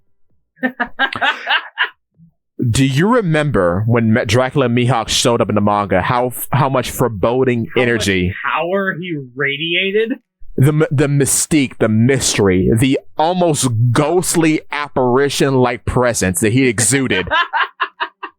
That someone on a raft could take down a galleon with no effort. Yeah. Do you realize how much power is in that scene to be replaced by him just magically showing up at a bar? That's an interesting. Tell me more. Exactly. He says that in that tone of voice. Huh. And he's like, "Oh, I'll take you over to my crew, man." And Usopp, drunk off his rocker, says, "This is my new buddy. What'd you say your name was?" And Zoro stands up. Dracula Mihawk, baby. And Zoro stands up and says, "I know you." And Dracula's like, "Excuse me, what? I want to fight you. That's my dream, to be the strongest swordsman in the world." And he's like, "Okay, we'll fight at dawn then." And Nami's like, "You can't fight him. We gotta go. We gotta go." And he's like, "Don't stand in the way of my dream. I'm going to fight Dracula Mihawk." And she's like, "Yeah." Just like that. And then she's like, "I think I may leave. I'll leave you guys behind." No, she says that to herself. And then some schlub, she goes to the bar and she says, "How do I get out of here?" And then she's directed to some guy off the port of Baratia. He's like, "Well, I'll leave at dawn if you want to go to Kokoyashi Village." And she says, "Yes."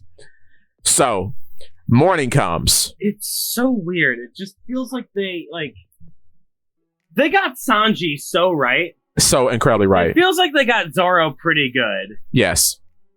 At least the actor for Luffy's doing all right. Yeah. Also, we get Zoro's dream when he's trying to climb out of the well that he was dumped in and back in Syrup Village. Why not? Oh, and we get a name drop for Kuina. Huh. She actually calls herself Shitmonsuke Kuina. Of course. Which I'm like, oh. Why not? Wow. Also, no Johnny and Yasuku, so whatever. Yeah, we don't need Johnny and Yosuke. Who are they? Yeah, why would we need them? But it's so weird that they got the Monster Trio pretty good. Yeah. It's so weird that they have no idea what they're doing for Nami. Nami is all over the place. It's like halfway, and then Usopp, it's like they got the comic relief part, but they don't get the being the man part. We're getting to the crescendo of that very soon. But yeah. They understand the surface level of Usopp, but they don't understand the soul of Usopp. Yes, there is no soul. Yeah, but Nami is just like, they didn't understand any level of Nami. It's very 2010 girl boss energy. Which is so strange. It's like, you can do that with Nami. Yeah, but they do it. But you also have to steer it into the character. Right. It makes sense that Nami would steal the pirate ship and go back to Kokoyashi. Yes. Because she hates pirates. Right. Because she works for pirates. Yes. And they suck. Yes. And they killed her mom. Yes. But she's doing it to save her people. Yes. So she does that. Yes. Okay. Nami is a person willing to do bad things for the right reason. Nami being a nagging mom doesn't make sense. And we're going to get to the crescendo of that in this next bit. So, morning comes. Oh, go on. Hang on. This is probably going to be cut out. Okay. I'm going to send you an image real quick. Cool. This is actually in the... That happens. Actually for real? That happens, yes. Is this an actual shot? That happens. Is this what the show looks like? It looks what it looks like. You see how all their clothes are pristine? Also, you have provided me with the thumbnail. Yeah! There's no way that's what the show actually looks like. That looks so bad. That looks so bad. Also, thank you for reminding me. You remember how you said that the sword might be a 3D animation? Yeah. That's real. There's no way. And it's not black, mind you. People at home, Mihawk's sword is not black. That looks so bad. And you see how pristine his clothes are? Yeah. Everybody in the show has gone to the laundromat. Everyone has had their clothes cleaned and pressed. There's no weathering to be seen. Of course. So, since you brought up Mihawk, morning comes, right? Much like our fellow Don Krieg down here. Morning comes. Zoro and Mihawk fight. Yeah. Mihawk actually uses the dagger around his neck to fight Zoro. As he does in the thing. Right, and he says, I don't hunt rabbits with a cannon. He actually says that. Good. That's good. And then we get to see Mihawk's beautiful eyes, which look like the worst contacts in the world. Mm-hmm. So that's fine. Goodness gracious. It's all about to go downhill real quick. So they fight. They fight and they fight and they fight. Zoro's about to use 3,000 worlds, except he doesn't say 3,000 worlds because he's a cool guy. He doesn't say the name of his techniques.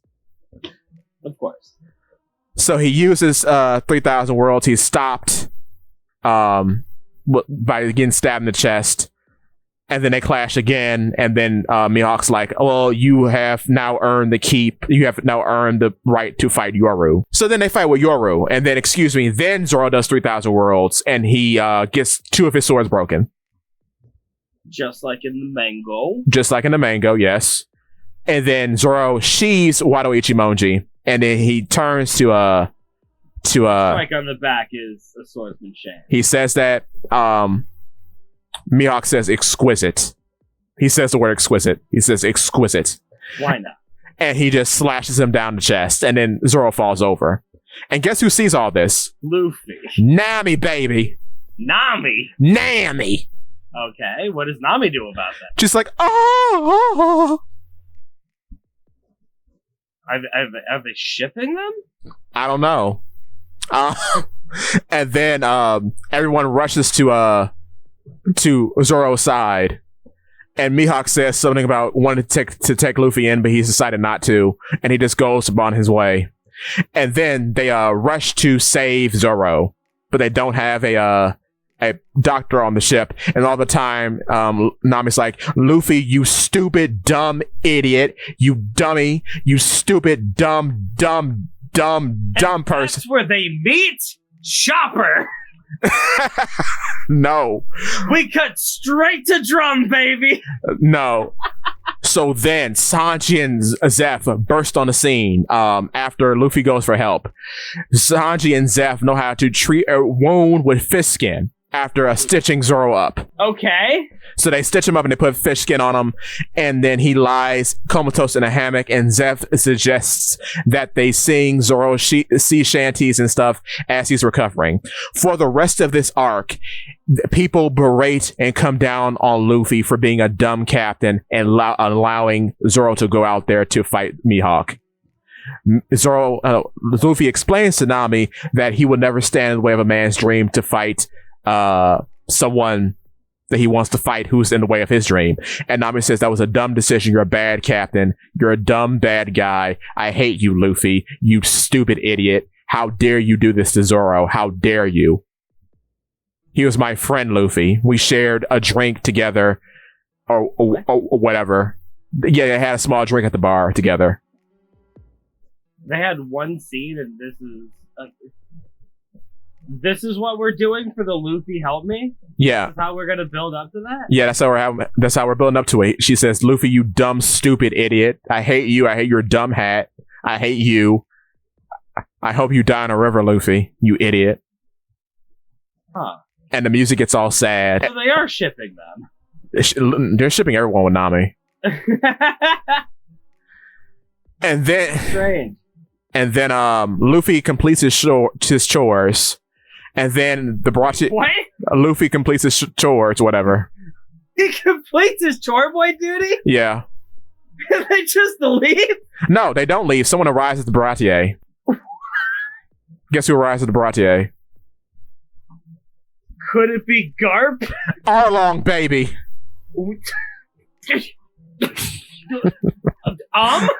Arlong, what? baby. Arlong and Karubi and Chu all come to the Baratie. What? They pull Why? up. They pull up. Like it's the after party. They pull up. So then they're like, "We're Arlong is just dealt with at the Baratie? No, because then Arlong comes in and has a big racist speech about how fish are superior to humans and whatnot. And is he just showing up to job to job the protagonist? Yes. So that they could show up later stronger and beat him? Yes. Because he has a big Why? speech. I don't know. And then Zeph comes out like, oh, hello, boys. Would you like something to eat? He says, yes, I would. And as he's eating, a man looks at him in disgust, and then he goes into a big racist speech and says, fishmen rule the seas, humans are trash. I'm Arlong. Cha-ha-ha. He actually says cha-ha-ha. Good. And he's, Every character needs to have their big, dumb, stupid laugh. And then he says, I'm looking for Monkey D. Luffy. I was told he was here. And someone says, how did you know he was here? Chu, give me the bag. Chu pulls out Buggy's head. I mean, it's Buggy. Right. And that's not a problem. And then he's like, hi, everybody. And Luffy's like, Buggy, or no, he says Booger. And he's like, yeah. You remember what I said? I had eyes and ears everywhere.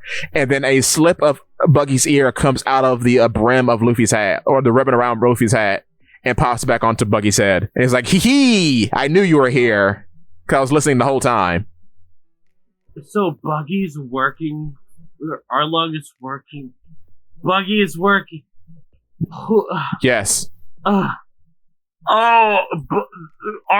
works for Buggy? Buggy works for Arlong. Buggy works for Arlong? Yes. Why? Because we have to get... The East Blue is very episodic, you see, and we need to have connective tissue to sort of bring all these guys together.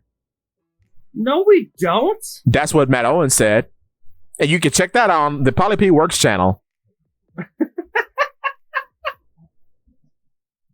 Why does Buggy work for Arlong? Mind you... Arlong wouldn't want a human working for him. But he's a Delphi user, you see. I don't care. So... It was a massive anomaly that Nami was the only person working for him. That was not a fishman. So, yeah. Buggy would kill... Arlong would kill Buggy before he let him work for him. Buggy? And mind you, it's almost impossible for Arlong to actually do anything to Buggy because all of Arlong's techniques are slashing and piercing. Yes, they are. So, then a fight ensues because Nami is going to go with Arlong, and then she shows everyone that she has the Arlong tattoo. Because they're still at the Baratie, you see. Does Buggy have the Arlong tattoo? No, he does not. Okay. Just Nami. Just Nami. Okay. So they get into a confrontation, right? Zoro is recovering. And Sanji and... Yeah, I guess, yes, just Sanji and Luffy fight Arlong. Sanji's dealt with. Yes, and fights Chu, Karubi, and Arlong. Sanji is dealt with. Luffy then fights Arlong. The fight goes on for a little bit. Arlong puts his hand in the water because they're fighting on the deck, not that deck. And suddenly is expertly able to steer a ship. No, wait. So they're fighting in the harbor. Fishman karate lets him become an expert helmsman suddenly. Basically. Kurubi does have Fishman karate because he deals with Sanji immediately. Yeah. And it's done. You would think there would be like a shockwave or something to show that he's doing something specific. He just punches forward and Sanji goes flying. Huh. Okay. So whatever. Arlong and Luffy get into a confrontation. They're fighting on the harbor of the Baratier. At one point, Arlong puts his hand in the water and splashes Luffy. And Luffy actually is killed instantly. Luffy falls down on the harbor and is having an epileptic shock. Good. He goes into a seizure. They watched Film Red. They understand. Yes. And Nami's like, then Nami comes out. She's like, if you want to deal with somebody that's a Devil Fruit user, no, she says Devil Fruit eater. Yeah. Which is interesting. It's not incorrect. It's just an interesting way of phrasing. If you want to deal with a Devil Fruit eater, just let the ocean handle it for you. So, Arlong just would make sense why Buggy is working for Arlong. Yeah. If it's that easy to take care of any Devil Fruit, man. 25 years, the samurai couldn't figure that out for Kaido. Yeah, guess not, no. No one even thought to just splash a bucket of Kaido and kill him instantly. Yeah, right? And then he dumps Luffy into the water, but never fear, surely Sanji is here. Yeah. No shirt. He goes in and he saves Luffy. And all the women can see Sanji's rippling abs. See, Sanji, I understand. Yeah. Fan service aspect. Sanji, I'm not going to have any questions onto why that was happened. It's Sanji. I get it. Helmeppo, I just have many questions as to why. And then we cut to Garp. At some point. Because Garp. And Mihawk is chilling out in Garp's office. With his sword on the table. Man, that happened quick. And then, Garp is like, Kobe, wait outside. And Garp is like, why didn't you bring in Straw Hat Luffy? And he's like, I can do what I want. I'm Dracula Mihawk, dummy. Mm-hmm. And then he leaves. And then Kobe's like, oh. And he pops in and says, Garp, are you okay, sir? I'm mad. I'm mad. Garp destroys his own office. As you do. And then he walks out and says, I'll take my dinner in the mess hall. I mean, if Garp was a super serious character, that's what he would do. Yeah, he's mad. Just destroy everything every time he got mad. Basically. Garp would be a force of nature if he took everything seriously. Also, throughout the show, we take breaks to see Garp and Kobe playing Mahjong. And Garp loses at Mahjong against Kobe. So that's cool. Was that something that they did? No. In the manga? No. Was that like a cover story? Are you asking this question this far deep, Zakk? Is that something that they've ever mentioned? No. Me and Garp have played Mahjong ever? No. I am so confused. So are you seeing a pattern? How Kobe keeps showing up? Yeah. Okay. Not Mihawk. Nami leaves with Arlong. Luffy wobbles back to the ship, and he sees Zoro resting in his hammock, and he says, "Oh, Zoro, I wish you would wake up. I've lost Nami. I lost you. I don't know what to do as a captain, but I do want you to wake up. I need you to wake up, Zoro." And then Zoro wakes up. Of course. What was the point in being introspective and sad all this time? What was the point of the nagging? What was the point? What was the actual point? I don't get it. I actually don't get it. Why? Go on. We're not even supposed to ask the question, is Luffy a bad captain? No, never. Until Eni's lobby. We're not supposed to even ask that question this early. No, that shouldn't be a thing. Because no one but Mihawk in the entirety of the East Blue is an actual threat. Yeah. Nobody is. So, Sanji... I guess that's less drama, so... Oh, this is drama piece. Yeah, obviously, East Blue is causing a lot of people that they're going for to bounce off of the show. Yeah. Of the series. East Blue is not captivating people as much as it would either you or I. Yeah. So I guess they thought maybe if we dripped it down with more drama, people would be more invested and they would be more interested to read the manga afterwards. I don't know. And I don't know why we keep cutting back to Kobe and Helmeppo. Also, Helmeppo is the guy that introduces us to the concept of the Seven Warlords. You know, Helmeppo, the guy who knows or is related or has anything to do with the Warlords. My God. Okay, so I guess Helmeppo would know what it is, though. His dad's a Marine. I guess so. I guess. Also, Helmeppo chews out. It doesn't matter. Whatever. Let's go. Let's continue. How long are we going on now? Hour and a half. We're almost done. I don't even have the energy. Oh wait, no, we started directly at 10. We've been going for 2 hours now. Oh my God. Oh, Opla, what you do to me? You doing all right though, buddy? Yeah, I'm fine. Okay, so continuing with Opla. Sanji leaves after having a small fight with Zeph, saying, like, if you want to cook food your own way, you should have your own kitchen. And he says, well, maybe I'll go join Luffy's crew. And he says, maybe you should. And then he leaves.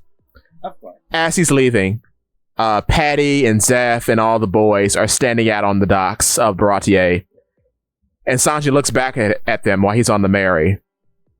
And he's like, thank you for all you've done for me, old man. I had a terrible time serving in your kitchen, but it was worth it. I owe my life to you. Do you remember the soul of it? Think of the soul of it! You remember in the manga and the anime where I remember exactly how that was done. Where he bows in respect to the man who saved his life. I don't care about the bow and respect. That's not what mattered. Even if it was just him turning back and saying, hey, thanks for what you did. That's fine. What makes it impactful is the build-up, man. What makes it impactful is the scene of everybody going, you should get out of here. Get your own kitchen. Yeah. Nobody likes you here, Sanji. He's like, maybe I will. And he leaves. And then Luffy's like, dude, that was rough. What? And then everyone's like, dude, Sanji, this place is going to suck without Sanji. Exactly. Everyone's going to be miserable without him, but he has to strike out on his own. And Sanji hears everybody saying that, and then that goes back to him turning back and saying, thank you for everything you've done. Exactly. We don't get that. Like, that's what makes it impactful.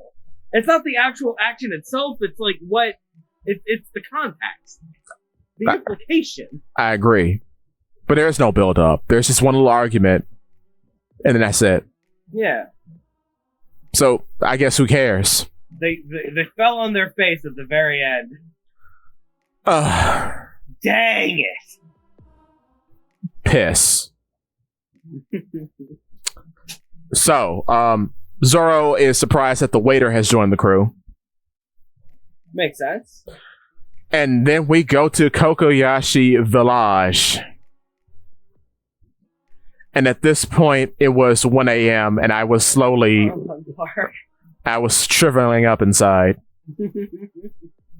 Because, you're right, I forgot the context of the Sanji goodbye scene, because I felt something was missing. And I'm like, This is too quick. There's no build-up, there's nothing to it. Like, it was only one scene, but it's a very important scene. Yes. Because if you feel the power and his gratefulness to not only Zeph, but the rest of the guys. Because, I hate to completely derail this. Go on. It's late into the podcast, but it's very, very important. Is the fact that Sanji is loyal to a fault. Yes. Sanji is the guy that will throw away everything. His life, his dreams, his future don't matter. You matter before I matter. So I'm going to do this for you. That's why they felt that they had to go through such drastic measures to kick him out. And Sanji realized that they realized that, and that's why they were doing it, and that's why we have that moment, and that eventually leads into some great moments of Sanji being selfless to a fault. Sanji having one of his best, best quirks, one of his most positive qualities being a negative for him, which is the entire premise of Whole Cake Island. Yes. That Sanji is too self-sacrificing.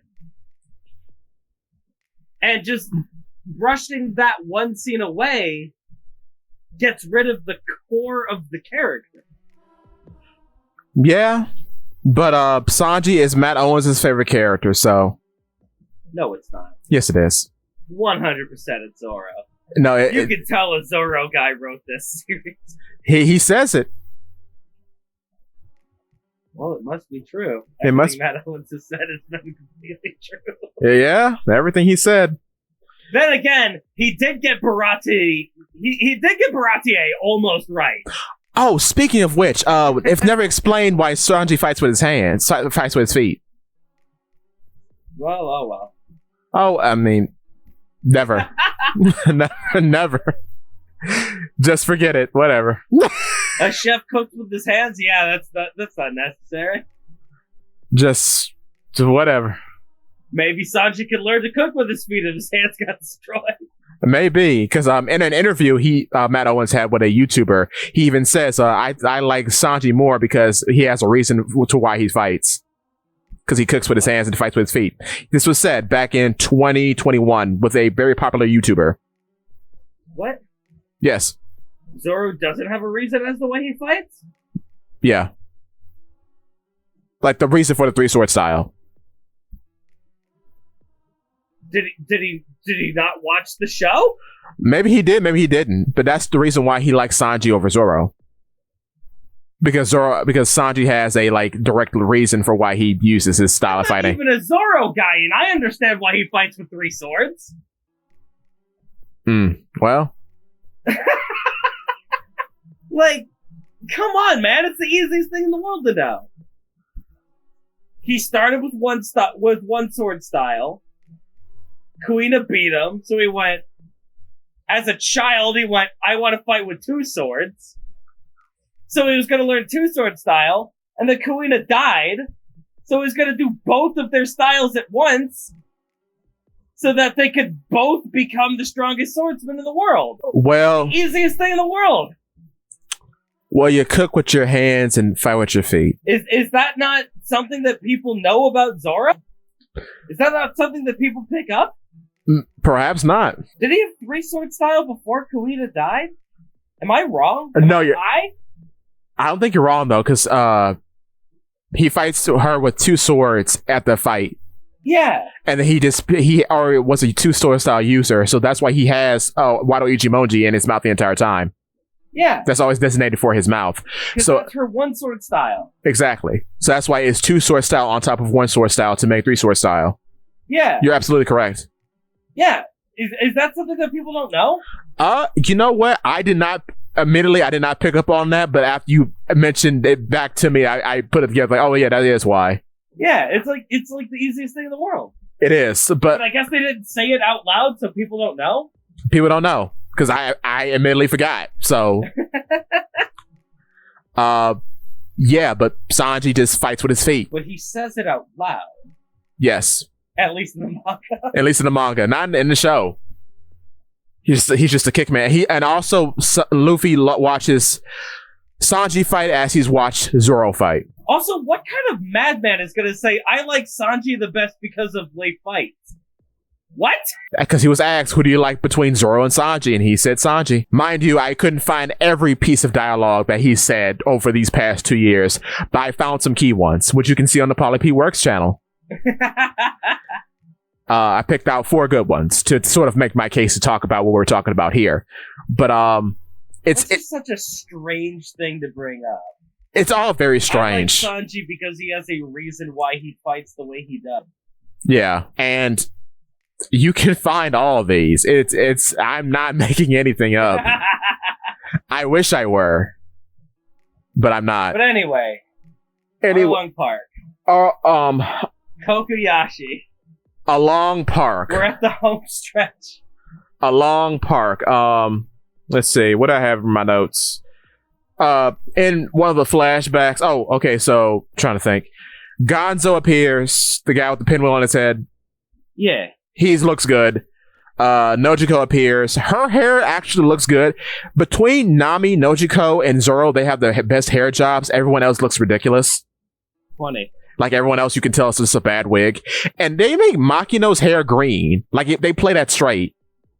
Huh. And it looks terrible. Good for them, it looks bad. It should look bad. It's One Piece live action. Exactly. Let's see. Arlong captured Buggy's whole body. How we did that? Yeah. I don't know. Whatever. In Nami's flashback, of which Bellemare gets shot, and we do see Bellemare as a Marine. Arlong does throw a house. They show Nami's parents. One of them is Big Mom. They show Nami's parents. No. They do mention... That's what I would do if I was writing this show. They do mention the term Oikot, so that's good. They have Oikot Village. Cool. Which is where Bellemare found Nami and Nojiko. They are little babies, so that's good.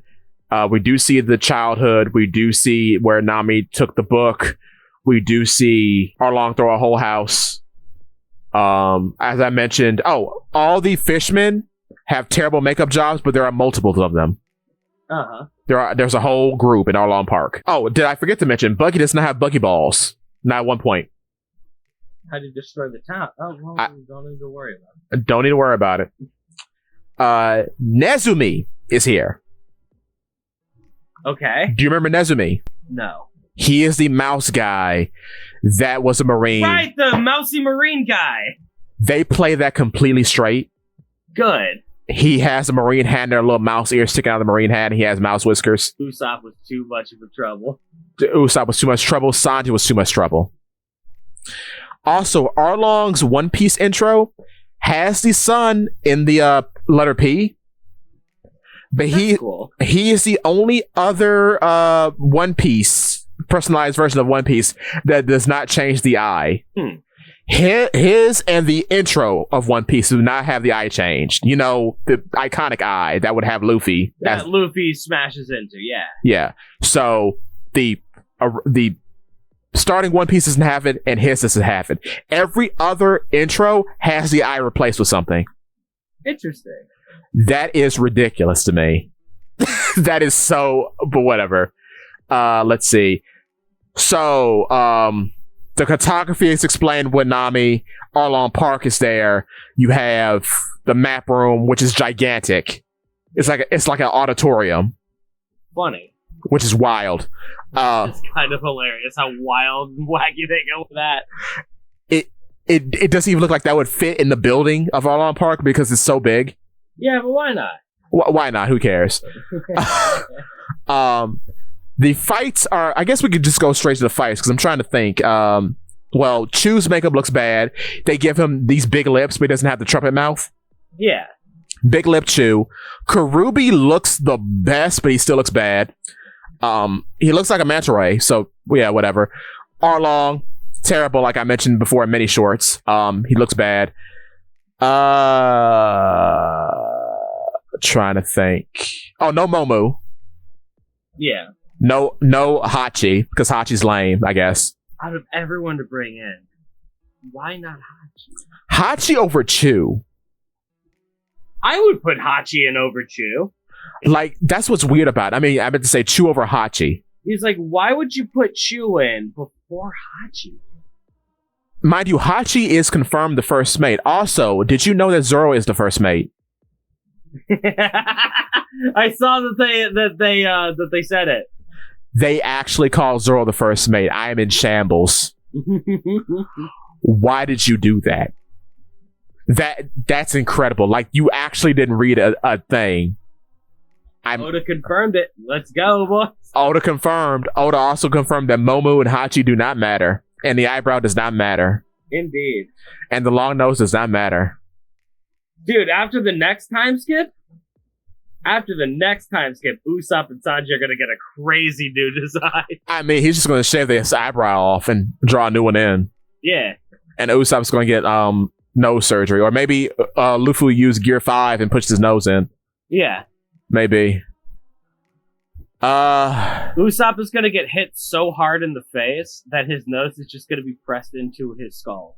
Or, you know what? Sanji can just kick him because Sanji has reconstructive surgery with his kicks. He can do that, yeah. Yeah. He did the same with his own eyebrow. Yeah, just kick himself in the face. His body is malleable now, so it's easier for Sanji. Exactly. Perfect. Why aren't we writing for this show? Why aren't we writing for this show? Oh, Lord. Okay, so you have Usopp versus Chu. Now, do you remember Usopp versus Chu, Zakk? It was great. You know how Usopp kind of played dead in the middle of the fight, and then he was about to walk away and starts making a big excuse why he couldn't do it, but then he nuts up and says, no, I'm going to be a man. I'm going to be a man and take out this fisherman. Great Usopp moment. What if I told you that was replaced with a funny Marvel scene? In which way? So, Usopp is fighting Chu. Chu has his spitting powers, but instead of spitting water, he drinks alcohol and spits that, because drinking is cool, kids. Why not? So Drinking is cool, kids. Do not give Sanji a cigarette. I will end your line. Sanji smokes exactly one time. Oh, thank God. One time. He does it once. So, Usopp's running away. He's running away. He does Usopp ketchup or whatever it's called and plays dead. Chu is walking away. Usopp hears from Luffy, on your left, Captain, as the portals appear and the entire Avenger squad shows up to kill Chu. Well, kind of like that. Usopp then stands up and uses a hot sauce star to shoot Chu's bottle, which ignites the alcohol in the bottle, and he lights on fire and dies. And then Usopp says, just another one down for the great Captain Usopp. And no one was around to see it. Huh. Oh, well. Hot sauce star catch on fire? It's a gunpowder star. It's the same thing. It's whatever. That's not fine. The biggest, how it resolves is whatever. Because that's kind of what happens anyway, is that he lights Chu on fire and he dies. Getting rid of the inner monologue. The fight is useless now. Yeah. Like the context to build up, how Usopp actually becomes a pirate in that moment. Yeah, Usopp being a coward and then going, I could just stay right here. He'll walk away and then I'll live. And then he goes, no. That's not what a brave warrior of the sea would do. Gets up and does the thing that he has to do. Exactly. To help his crew. Exactly. That's what matters to that fight. Yes. Oh, the fight doesn't matter because it's an excellent choreographed bout between two strong enemies. Yes.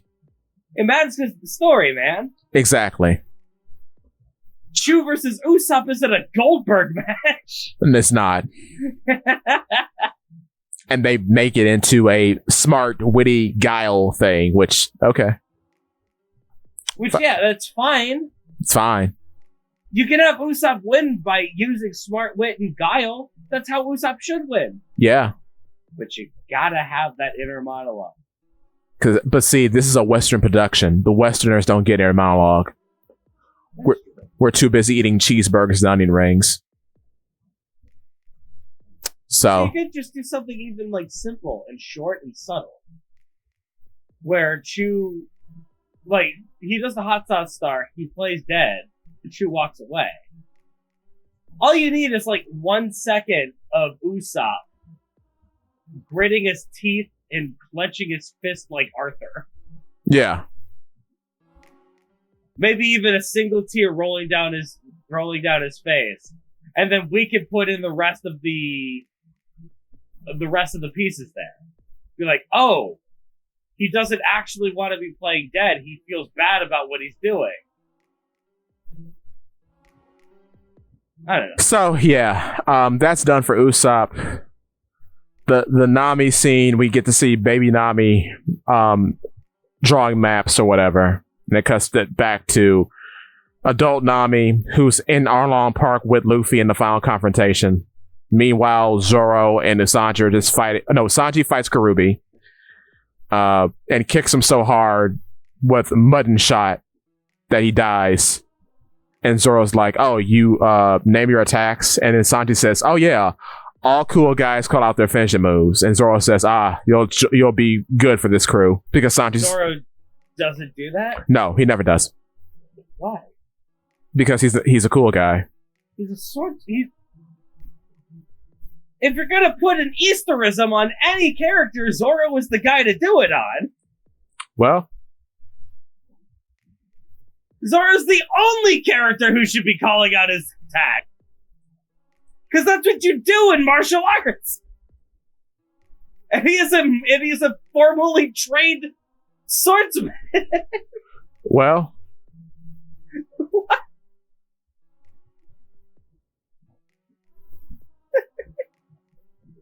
Yeah, because Zoro is cool. That's why.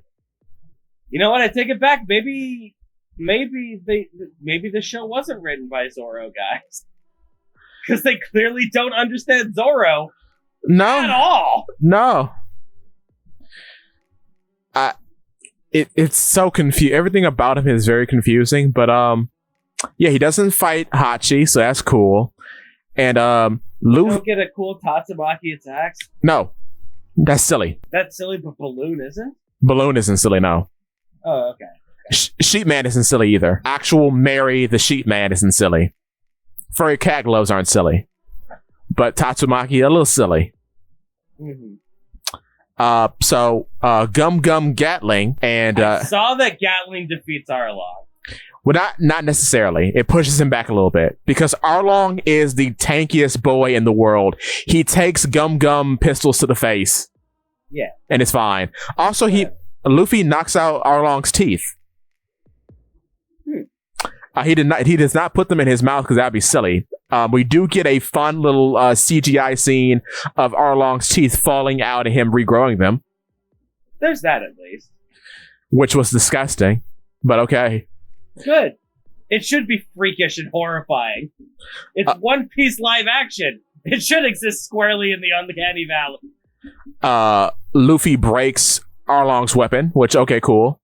Mm-hmm. And he finishes off... Does he do it with hockey? Oh no, my god! No, he does it with his bare strength, so that's good. Okay.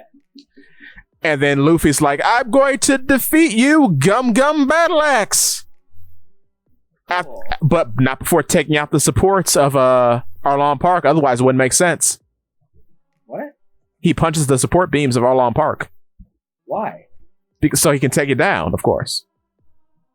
He took it down before, fine. No, he needs to punch the support beams out. So he punches all the rock support beams out with his fist, and then uses Gum Gum Battle Axe. Guys, did CinemaSins write this show? It feels like they did. Isn't it weird that Arlong Park falls apart when Luke hits Arlong, but he didn't even hit the put supports first? Who cares? Uh-huh. Who cares about that? Just takes it all down. And then Luffy pops out of the wreckage and everyone laughs. Like, haha, Luffy did it. Yay! And then we have a party. In the manga, it's been a while. A long, long time since I've seen Arlong. In the manga, it's just Luffy saying, "I'm going to tear this whole place down," shooting his foot out of the ceiling and bringing it down. Is that correct? Yes, sir. He doesn't destroy anything before then? No. Okay. And Arlong is attacking him while he does it, but Arlong is too busy looking around to do that. Of course. So yeah, Arlong is defeated, and we have a party. Guess who shows up at the party? Johnny and Yosaku? Garp. Monkey D. Garp. Chopper? Monkey D. Garp. Dragon shows up? Monkey D. Garp. Smoker. Monkey D. Garp. Okay. With Kobe, Helmeppo, and the Marines. And Bogart, of course. Of course. And Garp's like, I'm taking you in, Straw Hat Luffy. And he says, like, Grandpa, I want to be pirate. And he's like, no grandson of mine is going to be a pirate. And they fight. And they fight. And they fight. And they fight. Garp uses his hockey to punch Luffy into the dirt. I guess that's hockey. I'm not sure. Garp uses observation hockey to dodge Gum Pistol and all that. And Garp beats up Luffy. And Luffy says, I'm going to be my own man, Grandpa. And he's like, ah, ha, ha. I know you are, Luffy. I was trying to test you to see if you were ready for the dangers of the seas. Because I didn't want you to turn up like that guy, Gold Roger. Because you remind me too much of him. And it scared me as a parent, as a loving father. I love you, Granddad. I love you too, Luffy. Now get going. Go. It was just a bait and switch. Yes. Why is Garp the final boss? Yeah, why indeed?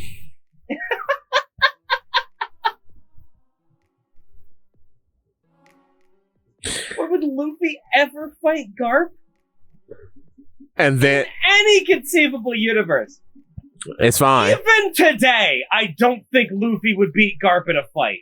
It's hard to believe, because I kind of think he would just gut check Gear 4th, and he would just, I don't even think Gear 5th could handle the Galaxy Fist. No, I think he would, because he seems more of a threat than Kaido at times. Like, if you let him loose. Yeah. Because Kaido's kind of a meandering fool sometimes. He's skilled, but Garp seems to get to the point immediately. Well, I don't know about... In terms of strength, I don't know about that. Like... At full strength, Gear 5 does not beat Kaido. No. Not even close. Nah. It's just... Garp's biggest feat is he destroyed a city. With one punch. Kaido's biggest feat is that he destroyed a mountain. That's true. Yeah. Attack. That's true. That is true. But, Garp defeats the Luffy, and then we kind of chill out, and then Kobe comes running up to Luffy as he's chilling out at Nami's house or something, and Kobe's like, he's like, Luffy, and my hetero life mate, Monkey D. Luffy. My hetero life, Jesus. He's like, Luffy, and Luffy's like, Koba. And he says, look what I got. And he gives Luffy his Warner poster. Yeah. And that is when I knew that this was trash. It took you that long to realize. I was holding out hope at every possible avenue. That is when I realized this was trash. This was actual garbage. I don't know what Oda sat in on. I don't know what it was, but after this, Oda sat on while they were filming the early parts of Baratie. It has to be, because then Garp says to Kobe and Buttman, I'm training you boys personally starting today. As if he wasn't doing that before. At the end of the show, he says this, yes. Yeah. And then he says, what are your dreams? Kobe still doesn't say he wants to be an admiral. He still doesn't. Well, he never said he wanted to be a man. He does. No, he just said he wants to be a great Marine. Oh, well, I have anime brain now. Uh-oh. I'm pretty sure that's what Kobe said, is that he wants to be a great Marine.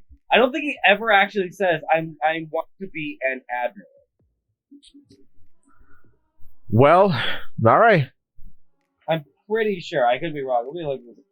And Helmeppo says, I want to beat that Roronoa Zoro. Zoro? Yes, he claims Zoro as his rival in that moment. So yeah, it is just them trying to mirror the pirate's journey with the Marine journey. Yeah. Which is, granted, is an interesting take for the show to go for. It's not a bad take, no. It's not a terrible place for the show to go. if they're not going for a, if they're not going for a whole thing about, what do you call it? About, like, one-to-one recreation of it. Right. If you want to have, like, an interesting take on One Piece, why not? Yeah, I just wish it wasn't done so poorly. Yeah. And loses the spirit at every conceivable corner. Yeah, that's the problem with it. It puts all of its focus in the wrong places. All the time. And then as they're sailing off, Sanji says, hey guys, I got an idea. And he brings out the barrel. Oh, they did the scene. They do the scene. Thank God. Thank the Lord. I'm happy that they did the scene. How did they mess it up? It's done on open sea and it's complete sunshine. Because the point of the scene is that you see the lighthouse in the distance indicating that adventure is coming. And the point of the rain is to show that they're braving they're leaving their comfy spot of the East Blue and going into the wild territory of the Grand Line. That is the purpose for the rain and the harsh sea conditions. So doing it in the sunshine and just doing it randomly because it's Sanji's idea, it's a little weird. Yeah. But they all announce their dreams and the show ends. Or does it? Because you have a Marvel cut of a mysterious... Season 2, Crocodile Baby! No, season 2. They don't go to Logtown, but someone's sitting in a dark room smoking 2 cigars.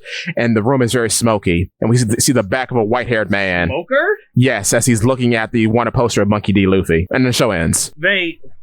Oh, no. Then we cut to a bar with Buggy saying... Because we have to cut to everyone looking at... Are we just doing Logtown for season 2? Basically. Because we cut to across the world of people looking at Luffy's wanted poster. We see Makino, then we see Buggy, and Buggy's like, that Flash Yeti has a higher bounty than me. I'm going to kill that Straw Hat Luffy. And then in the back of the bar, Alvida says, hey, handsome, me too. Cool. Kind of interesting that they would do that. I guess... everything leading up to Alabasta will be season 2? If there's a season 2. If there's a season 2? Which, granted, 96% on Rotten Tomatoes. I hope those are bots. There might be a season 2, buddy. If there's a season 2, you know what? All those who are speaking against me now, you get what you get. Yeah. You get what you get. I tried to help you. At the end of your Joker art, you get what you deserve! You get what you deserve. That's a good end, actually. What do you think? I think that's a good end.